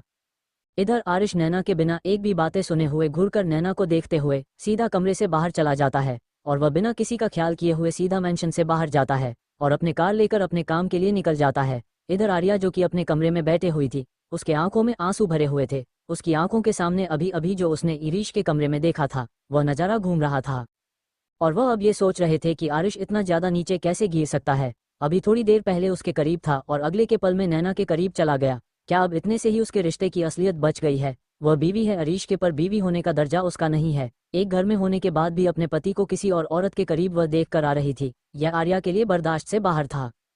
इधर आरिश के कमरे से जाने के बाद नैना आराम से सोफे पर बैठ जाती है। हालांकि उसके चेहरे में इस समय काफी ज्यादा दर्द महसूस हो रहा था, पर इस समय उसके चेहरे पर जो जहरीली मुस्कुराहट थी वह साफ साफ बता रही थी कि उसने ये सब कुछ जानबूझकर किया था। आरिश ने नोटिस नहीं किया था, पर नैना वो चीज नोटिस कर चुकी थी। वह जानती थी कि आर्या के कमरे के पास ही आ रही है, और यह सब उसने जानबूझकर किया था, क्योंकि जिस तरह से आरिश उसके छूने भर से तिलमिला उठता है और उनके को छूने से गुस्से से उसके पास आया करता था, भले ही इसका सच आर्या को नहीं पता हो, पर जो आर्या को दिखाता उसके बाद तो आर्या अपनी जिंदगी में दोबारा कभी आरिश के जिंदगी में लौटने का नहीं सोचेंगी। इधर नैना खुश हो रही थी। इधर काकी को जैसे ही आर्या के बाहर जाने के बारे में पता चलता है, वह भी जल्दी से बाहर जाने को होती है, पर गार्ड ने बाहर निकलने से रोक देते हैं। मजबूरन काकी को खुद लो संभालना पड़ता है। आखिर काकी को मजबूरी में ही पैलेस के अंदर ही रुकना पड़ता है, क्योंकि बिना आरिश के मंजूरी के वह भी इस पैलेस से अपने कदम बाहर नहीं कर सकती हैं। इधर आर्या पैलेस से निकलने के बाद बेसुध सी मुंबई के सड़कों पर चली जा रही थी। उसे नहीं पता तो वह कहाँ जा रही है, क्या करने जा रही है। उसकी आंखों में इस समय बेशुमार आंसू और बेशुमार दर्द नजर आ रहे थे, जिसे आर्या ना तो किसी को समझ सकती थी और ना ही शायद किसी से बाता पाती। और आखिर वह किसी से अपना दर्द बताए भी तो कैसे? क्या कहती वो उन लोगों से, जब जिससे दर्द बांटना था उसने ही उसे इतने सारे दर्द दिए हैं?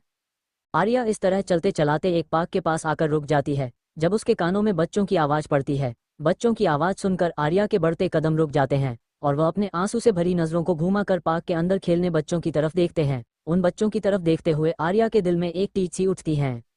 एक दर्द जिससे वह उभर नहीं पाई थी, दूसरा दर्द उसके नाम आ चुका था। अपने बच्चों को खोने के बाद उसे किसी का सहारा नहीं मिला था। उसने खुद को संभाल लिया था, ये कहकर कि शायद यही उसकी किस्मत है, पर आज जो उसने अपनी आंखों से देखा वह उसे बर्दाश्त नहीं कर पा रही थी। वह उसे मान नहीं पा रही थी कि वह उसकी किस्मत है। आज तक उसने अपनी जिंदगी में किसी का बुरा नहीं चाहा है, पर फिर भी उसके जिंदगी में हर चीज बुरी ही होती थी। क्यों उसकी खुशियां किसी से बर्दाश्त नहीं होती थी? क्यों हर कोई उसकी खुशियों को जलाने में लगा रहता था? आखिर क्या बिगाड़ा था उसने नैना का और क्या बिगाड़ा था उसने आरिश का, जो दोनों मिलकर उसके जिंदगी को इस तरह से नर्क बना रहे थे। आर्या अपनी ही सवालों में उलझे हुई थी, पर इसका जवाब उसके पास नहीं था। आर्या का सर अब ये सोच सोच कर फटा जा रहा था। उसे अपने सर में बेहद तेज दर्द महसूस हो रहा था। आर्या अब आगे ना जाकर वह अपने कदम पार्क के अंदर बच्चों की तरफ देखते हुए बढ़ा देती है। आर्या पार्क के अंदर जाकर एक बेंच पर बैठ जाती है और वह सामने छोटे छोटे खेल रहे बच्चों की तरफ देखने लगती है। जैसे जैसे आर्या की आंखों के सामने छोटे छोटे बच्चों के खिलखिलाते चेहरे नजर आने लगते हैं, वैसे वैसे आर्या का दर्द उभरने लगता है। बस कुछ वक्त और लगता और उसके पास भी एक नन्हा सा बच्चा होता, उसकी जिंदगी होती, उसका अंश होता। पर सिर्फ और सिर्फ आरिश के गुस्से में उसे उसके जिंदगी, उसका अंश, उसका बच्चा सब कुछ छीन लिया। और इतने में भी जब उसका मन नहीं भरा तो उसने उसके वजूद को ही उसे छीन लिया, उसकी पत्नी होने का दर्जा भी किसी और को ही दे दिया। आर्या सवाल करती भी तो किससे करती? जिस आदमी ने आज तक उसके एक इच्छा तक को मायने नहीं देती, वह उसके सवालों के जवाब क्या देता? जिस आदमी ने उसे कभी यह पूछने तक की कोशिश नहीं की थी कि आखिर जिस बात की सजा वह दे रहा है उसे वह सच भी है या नहीं, उसने खुद उस बात को जानने की कोशिश की थी। फिर आर्या उससे यह उम्मीद कैसे कर सकते थे कि वो अपनी गलतियों की सफाया देगा? उसे आदमी ने आर्या के हर एक उम्मीद को तोड़ा था, हर एक उम्मीद की रोशनी को उसने अंधेरे में बदल दिया था। अब आर्या की जिंदगी में बचा ही क्या था? ना उसका दोस्त उसके पास था, ना ही उसका परिवार उसके पास था, और जिसके लिए उसने सब कुछ छोड़ा था वह भी उसका नहीं था, वह भी किसी और का हो चुका था। आर्या कहे भी तो किससे कहे यह बात? आर्या की जिंदगी में कोई ऐसा नहीं था जो उसके दर्द को सुने। इधर गार्ड के कॉल करने के कुछ ही पल बाद आरिश की कार डाक पैलेस के सामने रुकती है और वह तुरंत ही कार से बाहर आता है और अपने गार्ड की तरफ देखता है तो गार्ड अपने सर को नीचे झुकते हुए धीरे से बोला, हमने उन्हें रोकने की कोशिश की थी पर वह आज रुकने को तैयार नहीं हो रही थी। आरिश गार्ड की बात सुनकर गुस्से से उन सबको घूरता है, पर फिर वो सीधा वहां से अपनी कार ले निकल जाता है। उसे भी नहीं पता था कि आर्या कहाँ गई होगी, और तो और उसने किसी को कहा भी नहीं था, वो बिना बताए पैलेस से गई थी, जिसकी वजह से आरिश को इस समय बेहद गुस्सा आ रहा था। आरिश कार ड्राइव करने हुए ही किसी को कॉल करता है। उसके बाद वो उन लोगों को आर्या को ढूंढने को कहता है। आर्या के पास कोई फोन भी नहीं था जिससे उसका लोकेशन ट्रेस किया जाए, और ना ही कुछ ऐसी चीज थे जिससे वो उस तक पहुंच पाता। आरिश अपने कार मुंबई के सड़कों पर घुमाते हुए अपनी नजरें भी हर तरफ घुमा रहा था, पर उसे कहीं भी आर्या नजर नहीं आ रही थी। आरिश काफी आगे तक निकल चुका था, उसे समझ में नहीं आ रहा था कि इतनी सी देर में आर्या आखिर गई कहाँ, क्योंकि जिस तरह से आर्या निकली थी वो चलते हुए ज्यादा दूर तक नहीं जा सकते थी। और ऐसा भी नहीं था कि उसे कोई लेने आता है या फिर वह किसी के साथ जाती। जितना आरिश जानता था, आर्या के कुछ ही दोस्त थे जो कि 3 साल पहले ही उससे दूर हो चुके थे। उसके बाद फिर से आर्या का उससे दोस्ती होना यह नामुमकिन सा था। और जहां तक आर्या के परिवार की बात थी, आर्या के परिवार ने भी आर्या से मुंह मोड़ लिया था। फिर उनकी भी मदद लेना आर्या को भी मंजूर नहीं होता, क्योंकि आर्या बहुत खुददार लड़की थी, उसे किसी की भी सिंपैथी नहीं चाहिए होती थी। मतलब साफ था, आर्या खुद ही कहीं गई है, जिसका पता आरिश लगा नहीं पा रहा था। आरिश बार बार किसी को कॉल करके आर्या के अपडेट के बारे में पूछ रहा था, पर हर बार दूसरी तरफ से सिर्फ नाम में ही जवाब मिल रहे थे, कोई भी आर्या को ढूंढ नहीं पा रहा था। आरिश ने अपने सारे टीम को लगा रखे थे आर्या को ढूंढने के लिए। आर्या को ढूंढते हुए आरिश को घंटे बीत जाते हैं, पर फिर भी आर्या का कोई भी पता आरिश को नहीं मिलता है। और हर बीतते पल के साथ अब आरिश को एक बेचैनी और एक घबराहट भरती दी जा रही थी। आज से पहले आरिश को कभी भी इतनी ज्यादा बेचैनी नहीं हुई थी। वह समझ नहीं पा रहा था इस बेचैनी का कारण क्या है। क्या ऐसा इसलिए है क्योंकि आर्या घर छोड़कर जा चुकी हैं, या फिर इस बेचैनी की वजह कुछ हो रही है? बेचैनी की वजह जो भी हो, उसे उसकी आंखें सिर्फ और सिर्फ इस समय आर्या को अपने सामने तलाश रही थी, जो कि मिल नहीं पा रही थी, और ना ही उसके दिल को सुकून मिल पा रहा था। वह अपने सुकून के लिए इधर उधर भटक रहा था, पर उसे ऐसा महसूस कर रहा था जैसे उसका सुकून उससे छिन चुका था।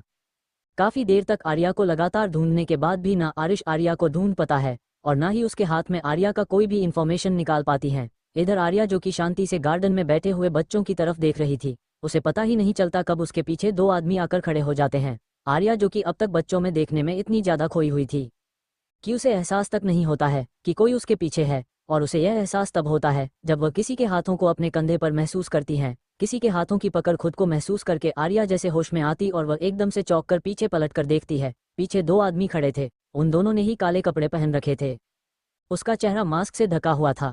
उस आदमी की तरफ देखते हुए आर्या की आंखों में कंफ्यूजन कहा जाता है, पर वह कुछ बोलने को होती हैं। वैसे ही एक आदमी तुरंत ही आगे बढ़कर आर्या के चेहरे को अपने हाथों से कर लेता है, और वह उसे कुछ भी कहने से पहले ही रोक देता है। आर्या उस आदमी के ऐसा करने से एकदम से हड़बड़ा जाती है, और वह उस आदमी को खुद से दूर धक्का देने लगती है, पर उस आदमी के पकड़ काफी साथ मजबूत है। ऊपर से आर्या को तो 2 आदमी ने पकड़ रखा था। आर्या छोड़ने के लिए छटपटाने पर आने लगती है और आसपास अपनी नजर घुमाने लगती है, पर आसपास कोई भी ऐसा नहीं था जो उसकी मदद करे, और आर्या आवाज भी नहीं कर पा रही थी, जिसकी वजह से वह जीन जान लगाकर उसे आदमियों से छूटने की कोशिश कर रही थी। पर वह आदमी आर्या के फेस को कवर किए हुए ही उसे जबरदस्ती लेकर एक बहन के पास आती है और उसे जबरदस्ती उसे कार में बिठाकर वह दोनों से लेकर उसे कार से निकल जाते हैं। उन आदमियों के वहां से जाने के कुछ पल बाद ही आरिश के गार्ड की कार उसे कार के सामने आकर रुकती है और उस कार से 2-3 गॉड्स बाहर आकर पूरे गार्डन को चेक करने लगते हैं, पर उन्हें यहाँ पर भी आर्या नहीं मिलती। आर्या तो दूर की बात है, यहाँ आर्या के नामो निशान तक नहीं थी। वह लोग फिर एक दूसरे की तरफ देखते हैं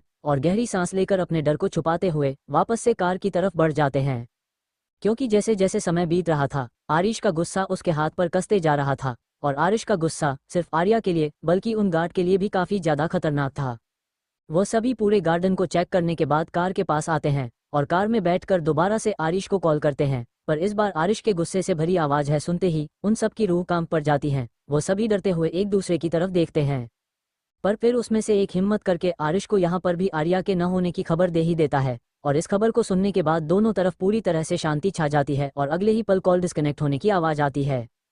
इन 2 घंटे में आरिश ने पूरे मुंबई को जैसे थाम सा दिया था। अब सड़कों पर कोई गाड़ियां नजर आ रही थी और ना ही घर से बाहर कोई आदमी नजर आ रहे थे। पूरा मुंबई इस तरह से खाली पड़ा हुआ था जैसे ये सालों से वीरान पड़ा हो, और इस वीरान पड़े शहर में आरिश की एक अकेला कर सड़कों पर आर्या को ढूंढने के लिए इधर उधर भटक रहा था। मुंबई हाईवे, एक कार तेजी से हाईवे पर ब्रेक मारती है और उस कार की स्पीड इतनी ज्यादा थी और अचानक से ब्रेक लगने की वजह से उसके टायर्स एकदम से स्लिप करते हैं और एक तेज आवाज के साथ हुआ अपनी जगह पर रुक जाते हैं। घर के अंदर बैठे हुई आर्या बेहद तेजी से रो रही थी और सब बार बार उन लोगों से यही सवाल कर रही थी कि आखिर उन लोगों ने उसे क्यों पकड़ रखा है और उन लोग चाहते क्या हैं, पर उनमें से कोई भी जवाब देने की वजह है बस आर्य को ही घूरे जा रहा था। आर्य का रो रो कर बुरे हाल होते जा रहा था, पर उनमें से कोई भी आर्या के रोने को सुन नहीं रहा था। कार रोकने के बाद एक आदमी कार से बाहर आता है और वह किसी को कॉल करता है। उसके कॉल करने के कुछ मिनट बाद ही एक और कार हाईवे पर आकर रुकती है।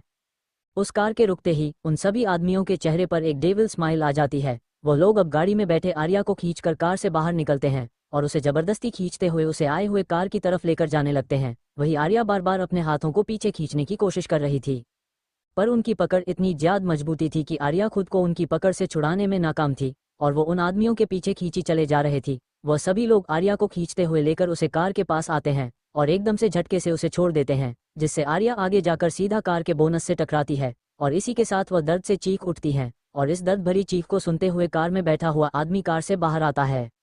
वह बाहर आकर आर्या की तरफ देखता है। उसके चेहरे पर इस समय शैतानी मुस्कुराहट थी। वह बहुत ही अजीब तरीके से आर्या को देख रहा था। उसकी गहरी नजरें आर्या के ऊपर ही टिकी हुई थी। वही आर्या जब उस आदमी की तरफ देखती है तो फिर एकदम से चौंकते हुए अपनी कांपती हुई आवाज में बोली, वैभव तुम।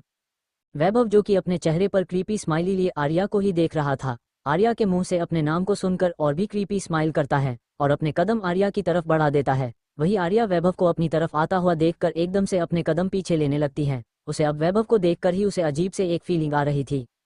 उसे एक अजीब सा बेचैनी महसूस हो रहा था।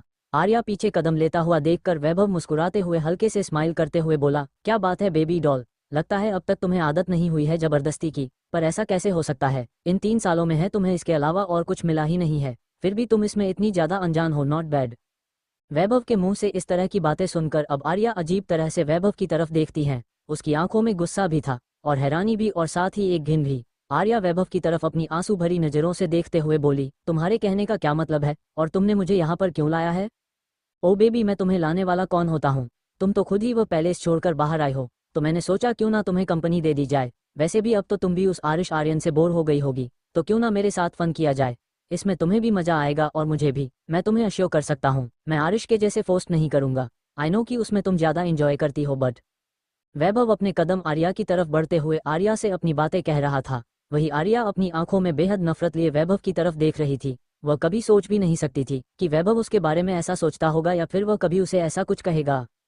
वही आर्या वैभव को अपनी तरफ आता हुआ देखकर अपने कदम पीछे खींच लेती है और वैभव को अपनी उंगली दिखाते हुए बोली, तुम जो करने की कोशिश कर रहे हो, तुम्हें ये बहुत महंगा पड़ सकता है। जरूरी नहीं है कि मैं आरिश के सामने कमजोर हूँ, तो मैं तुम्हारे सामने भी कमजोर हूँ। मैं तुम्हें पहले ही वार्न कर रही हूँ, मुझसे दूर रहो। आर्या के धमकाने के बाद भी वैभव के चेहरे के एक्सप्रेशन बिल्कुल भी नहीं बदलते हैं और ना ही वो अपने कदम रोकता है। उल्टा उसके चेहरे पर की क्रीपी स्माइल और भी ज्यादा बड़ी हो जाती है और अपने हाथों को आर्या की तरह बढ़ते हुए बोला, ओह मेरी जान, तुम्हारी यही अदा तुम मुझे पागल करती है। अब समझ आया मुझे क्यों आरिश तुम्हारे पीछे इतना ज्यादा पागल हुआ था। इसमें तुम्हारी भी गलती नहीं है। मर्द के दिल होते हैं इतने नाजुक है, उसमें हर किसी के लिए जगह बन जाती है, और फिर तुम्हारे जैसे कातिल की तो बात ही कुछ और है। वैभव अपनी बातें कहते अपनी हवस भरी नजरों से आर्या को देख रहा था, जिसे आर्या भी समझ पा रही थी, और उसकी नजरों में वैभव के लिए नफरत और भी बढ़ती जा रही थी। पर वैभव को आर्या की नजरों से कोई फर्क नहीं पड़ रहा था। वह अपने हाथों को बढ़ाता है, पर इससे पहले कि वह आर्या को हाथ लगा पाता, उससे पहले ही एक जोर का थप्पड़ उसके गालों पर पड़ता है। ये थप्पड़ इतना ज्यादा जोर से था कि वैभव का चेहरा एक तरफ झुक जाता है, जिसके तुरंत बाद उसकी आंखों में गुस्से के लालिमा भर आती हैं। वो तुरंत अपने हाथ को अपने चेहरे पर रख लेता है और पलटकर गुस्से से खौलते हुए आर्या की तरफ देखता है। आर्या ने अपनी पूरी जान लगाकर वैभव को थप्पड़ मारा था, और अभी भी वो गुस्से से कांपते हुए वैभव की तरफ देखकर नफरत भरी आवाज में बोली, मैंने कहा था ना, मैं आरिश के सामने सिर्फ कमजोर हूँ, तुम्हारे सामने नहीं। और मैं किसी को हक नहीं दिया है कि कोई मुझे मेरी मर्जी के खिलाफ जाकर हाथ लगाए। तुम होते कौन हो मुझे हाथ लगाने वाले? आर्या की आंखों में इस समय गुस्से के लटपे हो भर रही थी। वही आर्या की कर एक बातें सुनकर वैभव का खून जमता जा रहा था। वह गुस्से से अपने दांत किटकीटते हुए आर्या की तरफ ही देख रहा था। पर आर्या भी कहाँ पीछे रहने वाली थी। वह उससे भी कहीं ज्यादा गुस्से और नफरत में उसकी तरफ देख रही थी।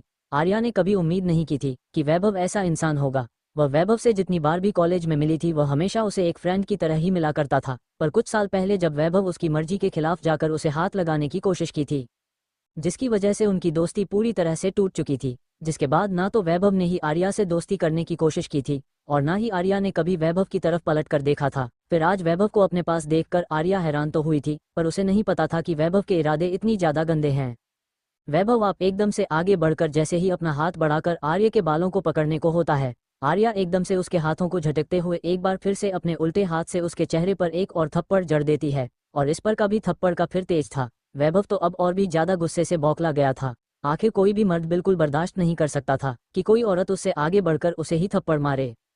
वैभव के चेहरे के एक्सप्रेशन बता रहे थे कि वो इस समय आर्या की क्या हालत करना चाहता है, पर वो जितनी बार भी आर्या को हाथ लगाने की कोशिश करता था, आर्या हमेशा उसके हाथों को खुद से दूर झटक कर उल्टा उसे ही थप्पड़ जड़ देती थी। ऐसा बहुत बार हो चुका है, पर फिर भी वैभव अब तक हार मानने को तैयार है। वो अभी भी आर्या के करीब आने की कोशिश कर रहा था।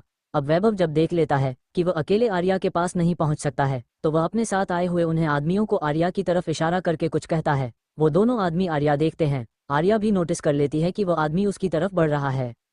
आर्या वैभव की तरह देखती है और गुस्से से चीखते हुए बोली, अगर तुम्हारे अंदर इतनी ज्यादा ताकत नहीं है कि तुम एक औरत से अकेले लड़ पाओ, तो तुम्हें घर जाकर औरतों के कपड़े पहन लेना चाहिए। एक तो तुमने मुझे जबरदस्ती उठाया है, और मुझे यहाँ तुम हाईवे पर लेकर आए हो। इससे भी तुम्हारा मन नहीं भरा तो तुम मेरे साथ जबरदस्ती पर उतर गए, और जब उसने कामयाब नहीं हुए तब अब तुम अपने भाड़े के गुंडे को मेरे पीछे लग रहे हो। तुम्हारी इतनी औकात है कि तुम आर्या को हाथ लगाकर दिखा सको। आर्या अपने कदम पीछे लेते हुए वैभव की तरफ गुस्से से घूरते हुए कह रही थी। वही वैभव अब गंदी हंसी हंसते हुए आर्या की तरफ देखते हुए बोला, थोड़ी देर में तुम्हें ये सब पता चल जाएगा कि आखिर असली मर्द कहते किसे हैं। तुम एक बार मेरे हाथ तो लग जाओ मेरी जान। वैभव की बातें सुनकर अब आर्या भी जोर से हंसती है, और वह वैभव की तरफ अपनी जलती हुई नजरों से देखते हुए बोली, तुम्हारी औकात नहीं है कि तुम आर्या को हाथ पर लगा सको। उसे अपनी मर्दांगी की निशानी देना तो 7 जन्मों में भी तुम्हारे लिए पॉसिबल नहीं होगा। आर्या की बातें जैसे जैसे वैभव सुन रहा था, वैसे वैसे वह अपना कंट्रोल खोता जा रहा था। आर्या पहली लड़की थी जो बार बार उसके ईगो को चोट पहुंचा जा रही थी, बार बार उसके मर्दांगी पर सवाल उठाए जा रही थी, और वैभव था कि कुछ कर भी नहीं पा रहा था। अक्सर वैभव लड़कियों को अपने कब्जे में पकड़ लिया करता था, पर आर्या थी कि उसके पकड़ में आ ही नहीं रही थी। उल्टा आर्या से ना जाने कितने थप्पड़ खा चुका था, और उसकी निशानी वैभव के गालों पर भी छप चुकी थी। वैभव के गालों आर्या की छोटी छोटी उंगलियों के निशान छपे हुए थे, जिसे कोई दूर से देखकर ही पता लगा ले सकता था कि वैभव के गालों पर कितनी जोर का थप्पड़ पड़ा है। आर्या अब उन दोनों आदमियों के अपनी तरफ आता हुआ देख सकती थी। वह दोनों आदमी काफी तेजी से उसकी तरफ आ रहे थे। इससे पहले कि वह दोनों आदमी उसके पास पहुंचते, आर्या एकदम से पीछे पलटी और तेजी से वहां से दूसरी ओर भागना शुरू कर देती है। आर्या भागते हुए बार बार पीछे पलटकर उन दोनों आदमियों की तरफ भी देख रही थी, जो कि उसके पीछे ही आ रहे थे। साथ ही उसके पीछे वैभव भी था। आर्या भागते हुए हाईवे से काफी दूर चली आती है। अब तो आर्या के पैर भी उसका साथ नहीं दे रहे थे। वह काफी ज्यादा थक चुकी थी, उसकी सांसें भी फूलने लगी थी। उससे अब और भाग नहीं जा रहा था। आर्या जहां पर आ चुकी थी, वह आसपास नजरें घुमाती है। आगे एक बड़ी सी खाई पाती है। अब आगे भागने की भी जगह नहीं थी। आर्या पीछे पलटकर देखती है तो वह दोनों आदमी भी आर्या तक पहुंच ही गए थे। उन दोनों आदमियों की तरफ देखते हुए आर्या बिना रुके अपने कदम खाई की तरह बढ़ा देती है, और वह खाई से कुछ दूरी पर रुक कर उन दोनों की तरफ देखते हुए बोली, मैं कहती हूँ अपने कदम वहीं पर रोक लो, वरना मैं यहाँ से कूद कर अपनी जान दे दूंगी। आर्या की बात सुनकर वह दोनों आदमी एक दूसरे की तरफ देखते हैं। उनके पीछे पीछे वैभव भी अब तक वहां पहुंच चुका था। उसने भी आर्या की बातें सुन ली थी और वह घूरते तरह से आर्या की तरफ देखते हुए बोला, अगर तुम्हें इतनी ही गट्स होते तो तुम इतने सालों तक जिंदा नहीं होती। जिस जिंदगी को तुम जी रही हो वह तुम्हारे लिए किसी मौत से कम नहीं है। वैभव की बातें सुनकर आर्या वैभव की तरफ देखती है और अपने चेहरे पर शैतानी मुस्कुराहट लिए हुए बोली, सही कहा तुमने। जिस जिंदगी को मैं जी रही हूँ वह मेरे लिए मौत से कम नहीं है, पर यह भी सच है कि मुझे मौत से डर भी नहीं लगता है। अगर तुम मेरे करीब आने की कोशिश करोगे तो मैं तुम्हें एश्योर करती हूँ कि मैं इस खाई से कूदने में जरा भी वक्त नहीं लगाऊंगी। मैं आज यही अपनी जान दे दूंगी। उसके बाद किसी को पता चले या ना चले, आरिश को इस बारे में खबर जरूर लग जाएगी। उसके बाद वह तुम लोगों की जो हालात करेगा, तुम लोग जीते जी उसे मौत की भीख मांगते घूमेंगे। आर्या खाई के पास खड़ी थी, फिर भी वह झुकने को तैयार नहीं हो रही थी। उल्टा वह वैभव की तरफ देखकर अजीब से स्माइल कर रही थी, जिसे देखकर वैभव के चेहरे के एक्सप्रेशन बिल्कुल चेंज होने लगते हैं और वह अपने कदम आर्या की तरह बढ़ने लगता है। पर वह जैसे ही अपने 2 कदम बढ़ाता है, आर्या अपने 2 कदम पीछे ले लेती है। आर्या का पागलपन देखकर वैभव अपनी आंखें छोटी करते हुए बोला, देखो मैं तुम्हें यहाँ पर मरने के लिए नहीं लेकर आया हूँ, समझी तुम? इसलिए चुपचाप मेरे साथ चलो। तुम्हारे साथ और किस लिए मैं जाऊँ? क्या मैं जान सकती हूँ क्या मिस नैना अब तुम्हारा बिस्तर गर्म नहीं कर पाती हैं? ओह सॉरी, वो तो अभी किसी और का बिस्तर गर्म करती है तो तुम्हें समय कहाँ से देगी? या फिर उनकी तरह तुम्हें भी एक साथ 2-2 की जरूरत पड़ती है? क्या तुम्हारा भी चरित्र 2-2 लोगों में बटा हुआ है? या फिर और भी है जिससे दुनिया अनजान है? मैं ये बात अच्छी तरह से जानती हूँ कि नैना का तुम्हारे साथ अफेयर चल रहा है, पर वह मेरे घर में क्या कर रही है कि यह मैं नहीं जानती। पर तुम्हें देखकर तो यही लग रहा है कि तुम में वह बात नहीं है जो मेरे पति में है, इसलिए तो तुम्हारे साथ होते हुए भी वह किसी और के पति के बिस्तर को गर्म कर रही है। तुम्हारे होने के बावजूद उसे किसी और मर्द की जरूरत पड़ रही है। तुम इससे अंदाजा लगा सकते हो कि तुम्हारी क्या कैपेबिलिटी है और तुम क्या हो। इसलिए मुझे नहीं लगता कि मुझे तुम्हारी असलियत तुम्हारे मुंह पर बताने की जरूरत है। तुम्हारी असलियत तो तुम्हारे गर्लफ्रेंड ने ही प्रूफ कर दिया है और अब कुछ बचा ही नहीं है जिसे प्रूफ किया जाए। आर्या की बातें वैभव को किसी जलती हुई चिंगारी की तरह लग रही थी। उसके हर एक बात वैभव को चोट पहुंचा रहे थे। उसे नहीं पता था कि आर्या इतना ज्यादा तीखा बोल सकती है। आर्या की बातें सुनते ही उसका गुस्सा अपनी हदें पार करता जा रहा था, पर वह अपने गुस्से में अपना कंट्रोल नहीं खोता है। उसे बस कैसे भी करके एक बार आर्या चाहिए थी। एक बार आर्या हाथ लग जाए, उसके बाद तो वह उसे अच्छी तरह से बात ही देने वाला था कि आखिर वह क्या है और वह क्या कर सकता है। वह अपने गुस्से भरी नजरों से आर्या की तरफ देखते हुए बोला, अगर तुम्हें मुझ पर इतना कम भरोसा है और खुद पर इतना ही ज्यादा कॉन्फिडेंट है तो एक बार ट्राई क्यों नहीं करती? वैभव बातों ही बातों में आर्या की तरफ अपनी कदम बढ़ा रहा था। वह आर्या को अपनी बातों में फंसाकर ही आर्या तक पहुंचाना चाहता था, पर आर्या यहाँ भी काम नहीं थी। वह वैभव के बढ़ते कदम को महसूस कर पा रही थी। वह अब वैभव को अपने करीब आधा हुआ महसूस कर पा रही थी। इस बार वह वैभव को रोकने की कोशिश नहीं करती है, बल्कि वह बिना बोले ही अपने कदम एकदम से पीछे लेने लगती है। वैभव आर्या के अपने कदम पीछे लेता हुआ देखकर एकदम से अपनी जगह रुक जाता है और वह चीखते हुए बोला, यह क्या पागलपन है तुम्हारा? मैं यहाँ तुम्हें मरने के लिए लेकर नहीं आया हूँ, मैं यहाँ तुम्हें अपने लिए लेकर आया हूँ। अगर तुम्हें मारनी ही होता तो मैं इतनी मेहनत क्यों करता? तुम्हें कब का मर चुका होता। मैं कहता हूँ जहाँ हो वहीं पर रुक जाओ, वरना अगर तुम एक बार मेरी हाथ लग गई तो तुम्हारे लिए अच्छा नहीं होगा। वह आर्या को धमकाते हुए उसे कहता है, पर आर्या तो जैसे उसकी कोई भी बात सुनने को तैयार ही नहीं हो रही थी। वह अपने चेहरे पर स्माइल लिए वैभव की तरफ देखते हुए बोली, तुम्हें क्या लगता है मैं नैना हूँ? नैना तुम्हारी इन खोखले धमकियों से डरती होगी, मैं नहीं। इसलिए अपना ये बेहुदा सा प्लान और यह सोचना कि तुम मेरे साथ कुछ भी करने के लिए आज़ाद हो, तो ये तुम्हारे जिंदगी की सबसे बड़ी गलती है। आर्या अब खाई से कुछ नहीं कम की दूरी पर खड़ी थी और वैभव की तरफ देख रही थी। वहीं वैभव ने पहले ही अपने कदम रोक लिया था और वह आर्या की तरफ देख रहा था। वह दोनों आदमी जो कि पहले ही बहुत पीछे खड़े थे, उनमें से भी किसी की भी हिम्मत नहीं हो रही थी, क्योंकि आगे जो खाई थी वो बहुत ही गहरी थी। अगर गलती से भी उन दोनों में से कोई भी अगर स्लिप होकर नीचे गिरता तो इतना तो था कि उनका जिंदा बच पाने का कोई चांस ही नहीं था और उन लोगों को इतनी जल्दी मारना नहीं था। वैसे भी उन्हें उनके काम के पैसे मिल चुके थे। इसके बाद आर्या वैभव के हाथ लगे या ना लगे उन्हें से कोई मतलब नहीं था, क्योंकि उन लोगों को बस आर्या को यहाँ तक लाने के पैसे दिए गए थे जो उन्होंने ले आए थे। इसीलिए अब वह लोग वहाँ ना रुक कर सीधा वहाँ से निकल जाते हैं, क्योंकि यहाँ अब जो भी होने वाला था वो उन दोनों की मर्जी थी। इनमें उन दोनों का कोई भी लेना देना नहीं था। उन दोनों के जाने के बाद आप सिर्फ वैभव और आर्या ही बच गए थे। अभी वैभव अपने कदम आगे बढ़ा पता कि तभी एक कार तेजी से आते हुए एकदम से स्लिप होते हुए खाई के सामने जाकर रुकती है। कार की तरफ देखते ही आर्या की आंखें हैरानी से बड़ी हो जाती है। वह भी अपनी आंखें छोटी करके कार की तरफ देख रहा था। वह नहीं जानता था कि किसकी कार है, पर आर्या उस कार को देखकर पहचान सकती थी कि वह कार किसकी है। कार को देख राहत महसूस होने की जगह जैसे आर्या का गला ही सूख गया था। वह अपनी भारी होती सांसों के साथ उसे तरफ देख रही थी। तभी कार का दरवाजा खुलता है और गुस्से से खौलता हुआ आरिश कार से बाहर आता है और इसके चेहरे की तरफ देखकर आर्या एकदम से घबरा जाती है। आरिश के चेहरा इस समय इतना ज्यादा खतरनाक लग रहा था और इतना ज्यादा डरावना लग रहा था कि आर्या को ऐसा लग रहा था जैसे उसका खून जम चुका हो। आरिश बिल्कुल शैतान नजर आ रहा था और उसकी नज़रें जैसे ही आर्या पर पड़ती है, आर्या को ऐसा महसूस होता है जैसे उसकी पूरी बॉडी में बिजली कौंध गई हो। अब आर्या के लिए वह कहावत हो गई थी कि आगे कुआं और पीछे खाई। अगर आर्या खाई में नहीं गिरी तो आरिश के हाथों लगने के बाद में आरिश उसे छोड़ने वाला नहीं था, और अगर वह खाई में गिर गए तो भी वह बचाने वाली थी नहीं। वह अपने डर को छुपाते हुए आरिश की तरफ देख रही थी। वहीं वैभव आरिश की तरफ देखकर हैरान हो जाता है। भला उसे कैसे पता चला कि वैभव आर्या को लेकर यहाँ आया है? अभी वैभव कुछ का पता उससे पहले ही आरिश अपने कदम वैभव की तरफ बढ़ता है और अगले ही पल गुस्से से कांपते हुए एक जोर का 5 वैभव के मुंह पर मार देता है। वैभव इसके लिए बिल्कुल भी तैयार नहीं था। वह सीधा जाकर नीचे जमीन पर गिरता है और उसके मुंह से खून निकल आता है। वैभव खुद को कंट्रोल करते हुए जैसे ही फर्श से उठने को होता है, वैसे ही आरिश पीछे से एक लात उसके बैक पर मरता है, जिससे एक बार फिर से वह मुंह के बाल ही सीधा जमीन पर गिरता है। अब वैभव के मुंह से एक दर्द भरी आह निकल जाती है, पर आरिश को तो उससे कोई भी फर्क नहीं पड़ा। वह जैसे पागल सा हो गया था। वह लगातार वैभव के ऊपर अपने गुस्से को उतरता जा रहा था। वह कुछ ही देर में वैभव के हालात अधमरी सी हो गई थी, पर फिर भी आरिश रुक नहीं रहा था। वही आर्या जो कि सब कुछ देख रही थी, उसकी आंखों में अब डर भर गया था। वह अपनी झिलमिलाती हुई नजरों से आरिश और वैभव की तरफ से देख रही थी। उसकी आंखों में आंसू आ चुके थे। आरिश का ऐसा पागलपन वाला रूप देखकर आर्या अंदर ही अंदर कांप पर थी, और उल्टा वह जिस जगह पर खड़ी थी वहां से नीचे की तरफ देखकर भी उसकी आधी जान सूखती जा रही थी। हालांकि आर्या ने वैभव को डराने के लिए कह तो दिया था कि उसे मौत से डर नहीं है, पर जिस तरह से और जहां पर आर्या खड़ी थी वहां से नीचे देखने के बाद अच्छे अच्छे इंसान घबरा जाए, फिर आर्या तो फिर भी बहुत ही ज्यादा मासूम दिल की थी। अभी आर्या नीचे की तरफ देख रही थी कि तभी अचानक से गन शॉट की आवाज आती है। उसे गन शॉट की आवाज से आर्या एकदम से अपनी जगह पर उछल पड़ती है और वह खुद को खुद में ही सिमटने लगती है। आर्या सामने की तरफ देखती है जहां पर वैभव ने गन आरिश की तरफ का पॉइंट कर रखी थी, और वैभव नहीं अभी अभी और इसके ऊपर गोली चलाई थी, पर वह गोली आरिश के बाजू से होते हुए निकल गई थी। आरिश को वह छुए भी नहीं पाई थी। वैभव को इस तरह से आरिश के ऊपर गन पॉइंट हुआ देखकर आर्या की आंखें हैरानी से बड़ी बड़ी हो जाती है, पर फिर भी वह खामोश रहती है और चुपचाप खामोशी से सामने की तरफ देखने लगती है। वही आरिश के गुस्से से चेहरा पूरी तरह से लाल हो चुका, तो उसकी आंखों में इस समय गुस्से की आग धधक रही थी और वह इस तरह की आंखों से वैभव की तरफ देख रहा था।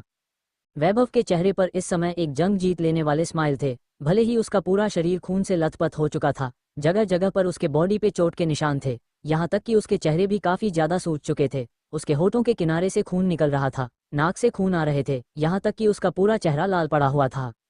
पर फिर भी उसके चेहरे के स्माइल आरिश को जलाने के लिए काफी देर वह अपनी गन को आरिश की तरह पॉइंट किए हुए जोर जोर से हंसते हुए बोला, क्या हुआ, अब अपनी गर्मी तुम्हें नहीं दिखानी है, या फिर यह गन देखकर तुम डर गए? आओ ना, आप क्यों रुके हो, आओ मुझे और मारो। क्या अब तुम्हारी सारी ताकत खत्म हो गई है? क्या इतनी थी तुम्हारे अंदर ताकत? वैभव की बातें आरिश को बेहद ज्यादा गुस्सा दिला रहे थे। वह अपने कदम वैभव की तरफ बढ़ा देता है कि तभी वैभव एक बार फिर से अपना ट्रिगर दबा देता है और एक बार फिर से उस शांत माहौल में गोली की आवाज गूंज उठती है। आर्या इस बार अपने कानों को कसकर दबा देता है और वह अपनी डरी हुई नजरों से सामने की तरफ देखने लगती है। उसकी पूरी बॉडी के समय कांप रही थी, पर वह अपने मुंह से एक शब्द तक नहीं निकल रही थी। किसी पत्थर की मूर्ति की तरह वह चुपचाप सामने की नजरे को देख रही थी। वही वह अब वैभव आरिश की तरफ देखते हुए बोला, मिस्टर आरिश, तुम्हें क्या लगता है कि तुम मुझे बार बार हरा दोगे? नहीं, मैंने तुमसे कहा था, मैं तुमसे तुम्हारी वह हर एक चीज छीन लूंगा जो तुम्हें सबसे ज्यादा पसंद है, और उसकी शुरुआत मैंने 3 साल पहले ही कर दी है, और आज तुम्हारी की बीवी भी मेरी होगी। वैभव का इतना कहना था कि आरिश एकदम से आगे बढ़कर वैभव के मुंह पर एक पंच मार देता है, पर अगले ही पल आरिश को वैभव खुद से दूर धक्का मार देता है और वह अपनी गन पॉइंट करते हुए गुस्से से दांत किटकीटते हुए बोला, अगर अगली बार तुमने मुझे हाथ लगाने की भी कोशिश की तो इसमें बची सारी की सारी गोलियां सीधा तुम्हारे सीने में उतार दूंगा। यह मत समझना कि मेरा निशाना खराब है, मैं बस तुम्हें मौका दे रहा हूँ ताकि तुम अपनी बीवी को मेरे साथ देख सको, पर अगर तुम्हें सही सलामत नहीं रहना है, अगर तुम्हें हॉस्पिटल के बेड पर रहकर अपनी बीवी को मेरे साथ देखना है, तो मुझे इसमें कोई प्रॉब्लम नहीं है। शायद इन सारी गोलियों को अपने सीने में डलवाने के बाद तुम जिंदा ही ना बचो। तुम्हारी इतनी औकात भी नहीं है कि तुम आदेश आर्यन के बीवी की तरफ अपनी नजरें उठाकर भी देख आओ। तुम्हें क्या लगता है तुम उसे हाथ लगा दोगे और तुम जिंदा बच जाओगे? तुम उसे छूकर भी तो दिखाओ। तुम्हें यहीं पर जिंदा दफन नहीं कर दिया तो मेरा भी नाम आरिश आर्यन नहीं। आरिश इस गुस्से से बौखलाते हुए वैभव की तरफ देखकर चीखते हुए बोलता है। बारिश की बात सुनकर वैभव और भी जोर जोर से हंसते हुए बोला, बीवी? कौन सी बीवी? शायद तुम भूल रहे हो, इसी बीवी के होते हुए तुमने अपने घर में दूसरी औरत को पनाह दे रखा है, तुम्हारे ही कमरे में रहती हैं और एक ही बिस्तर पर सोते भी है, फिर भी तुम ये कह सकते हो कि ये तुम्हारी बीवी है। इस बार वैभव की बातें सिर्फ आरिश को ही नहीं बल्कि आर्या के भी दिल को छू भी थी। आरिश गुस्से से दांत किटकिटाते हुए बोला, तुम्हें क्या लगता है होटल में रात रंगीन कराने के बाद भी मुझे इस बारे में एहसास नहीं होगा? और जिस लड़की के तुम बात कर रहे हो उसे मैं अपने घर के नौकर तक ना बनाऊं, उसे अपनी बीवी का दर्जा देना तो बहुत दूर की बात है। जो औरत किसी के होते हुए किसी दूसरे के बिस्तर तक पहुंच जाए उसे आरिश आर्यन नजर भर देखता तक नहीं है, और तुम्हें लगता है कि मैं उसे अपने बेड पर आने दूंगा। ये तुम्हारी सबसे बड़े गलतफहमी है मिस्टर वैभव खुराना, क्योंकि छोड़ी हुई चीज को इस्तेमाल करने की आदत तुम्हारी है, मेरी नहीं। आरिश जैसे जैसे कह रहा था वैभव का चेहरा काला पड़ता जा रहा था, और वह गुस्से से अपने दांत पिसते हुए अपनी लाल आंखों से अब आरिश की तरफ से देख रहा था। वही आर्या चुपचाप उन दोनों की बातें सुन रही थी। अभी अभी आरिश ने जो कहा वह भी आर्या ने सुन लिया था, पर फिर भी उसके चेहरे के इमोशंस बिल्कुल भी नहीं बदले थे। पर हाँ, एक चीज जो बदला था वो था सुबह का नजारा जो उसने अपनी आंखों से देखा था। वह आर्या कभी नहीं भूल सकती थी। आर्या कभी नहीं भूल सकती थी कि आज उसने आरिश को नैना के करीब देखा था। हालांकि आर्या ने अगर अपनी आंखों से वह चीज नहीं देखा होता तो वह आरिश के इस बात को मान भी लेती, लेकिन अपनी आंखों से देखने के बाद वह आदेश के किसी भी बात को मानने को तैयार नहीं थी। आरिश अभी अपने सामने खड़े वैभव खुराना को घूर कर देख रहा था, वही वैभव खुराना भी आरिश को घूर कर देख रहा था। अभी वैभव खुराना आरिश से कुछ और कहता कि तभी आरिश एक बार आगे बढ़ता है और अपने हाथों का एक मुक्का बनाकर वैभव के मुंह पर जड़ देता है। आरिश के सिर्फ एक मुक्के से वैभव संभाल नहीं पाता और लड़खड़ाते हुए जमीन पर गिर जाता है। वैभव पहले से ही काफी जख्मी था, वो आरिश के पंच को संभाल नहीं पाता है। वही आरिश अब वैभव को अपनी लाल हो चुकी गुस्से से भरी आंखों को देखने लगता है। इधर अब वैभव को भी बहुत गुस्सा आ रहा था, जिस वजह से वैभव अपनी जगह से उठता है, फिर अपने होठों के साइड से खून को पोंछता है जो आरिश के मरने की वजह से निकलने लगा था। वैभव अपने होठों को खून पोंछने के बाद आरिश को देखकर अपने हाथ का मुक्का बनाकर आरिश के पेट में मारता है। वहीं आरिश जो वैभव को घूर रहा था वो इस वार के लिए तैयार नहीं था, जिस वजह से वह अपने पेट पर हाथ रख थोड़ा पीछे हो जाता है। इधर वैभव के चेहरे पर विजयी मुस्कान आ जाती है आरिश को झुकता हुआ देखकर। वही आरिश अब अपने पेट को पकड़े थोड़ा सा झुकता है और बिना एक पल की देरी गवाई झटके से उठता है और अपने एक लात को उठाकर वैभव को एक की मारता है। वही वैभव जो आरिश को मारकर बहुत खुश हो रहा था, वह आरिश के इस वार से 3-4 कदम लड़खड़ाकर पीछे की ओर धम से गिर जाता है। इसके साथ ही वैभव के मुंह से कराहने की आवाज निकलती है। आरिश का गुस्सा अब तक इतना बढ़ चुका था कि वह वैभव को जान से ही मार देना चाह रहा था, जिस वजह से आरिश जल्दी से वैभव के पास दौड़ते हुए पहुंचता है और वैभव को उसके कॉलर से पकड़कर नीचे जमीन से उठता है, फिर एक और मुक्का वैभव के मुंह पर मार देता है। हरीश के एक इस मुक्के से वैभव के मुंह से खून की उल्टियां होने लगती हैं। वहीं अब आरिश बिना रुके वैभव को मारे जा रहा था। बारिश कभी अपने हाथ से वैभव के चेहरे पर मार रहा था तो कभी वैभव के पेट में मार रहा था। इधर वैभव की भी हालत खराब हो रही थी। वैभव के मुंह से खून निकल रहा था, साथ ही वैभव के नाक से भी खून निकल रहा था। वैभव के गाल के पास आरिश के मरने की वजह से कट लग चुका था। वैभव को अब चक्कर आने लगा था। इधर आरिश अब वैभव को वहीं जमीन पर फेंक कर अपने पैर को उठाकर वैभव को अपने पैर से मारने लगता है। आरिश कभी वैभव के पेट में मार रहा था तो कभी वैभव के सीने पर अपने लातों की बरसात कर रहा था। आरिश का इतना में मन नहीं भरा तो आरिश झुककर वैभव के चेहरे को पकड़ता है और वैभव के चेहरे पर मारना शुरू कर देता है। वहीं अब तक वह बेहोश होकर वहीं पर अधमरा पड़ चुका था, लेकिन अगर आपको हमारी कहानियों में मजा आया और आप ऐसी और जादुई दुनिया में खो जाना चाहते हैं तो देर किस बात की, हमारे चैनल को सब्सक्राइब करके हमारे सफ़र का हिस्सा बने। हर कहानी को लाइक करके हमें अपना प्यार दिखाएं और अपने दोस्तों के साथ शेयर करके इस खुशी को फैलाएं। आपके कमेंट हमें बेहतर बनाने में मदद करते हैं, तो अपनी राय ज़रूर दें।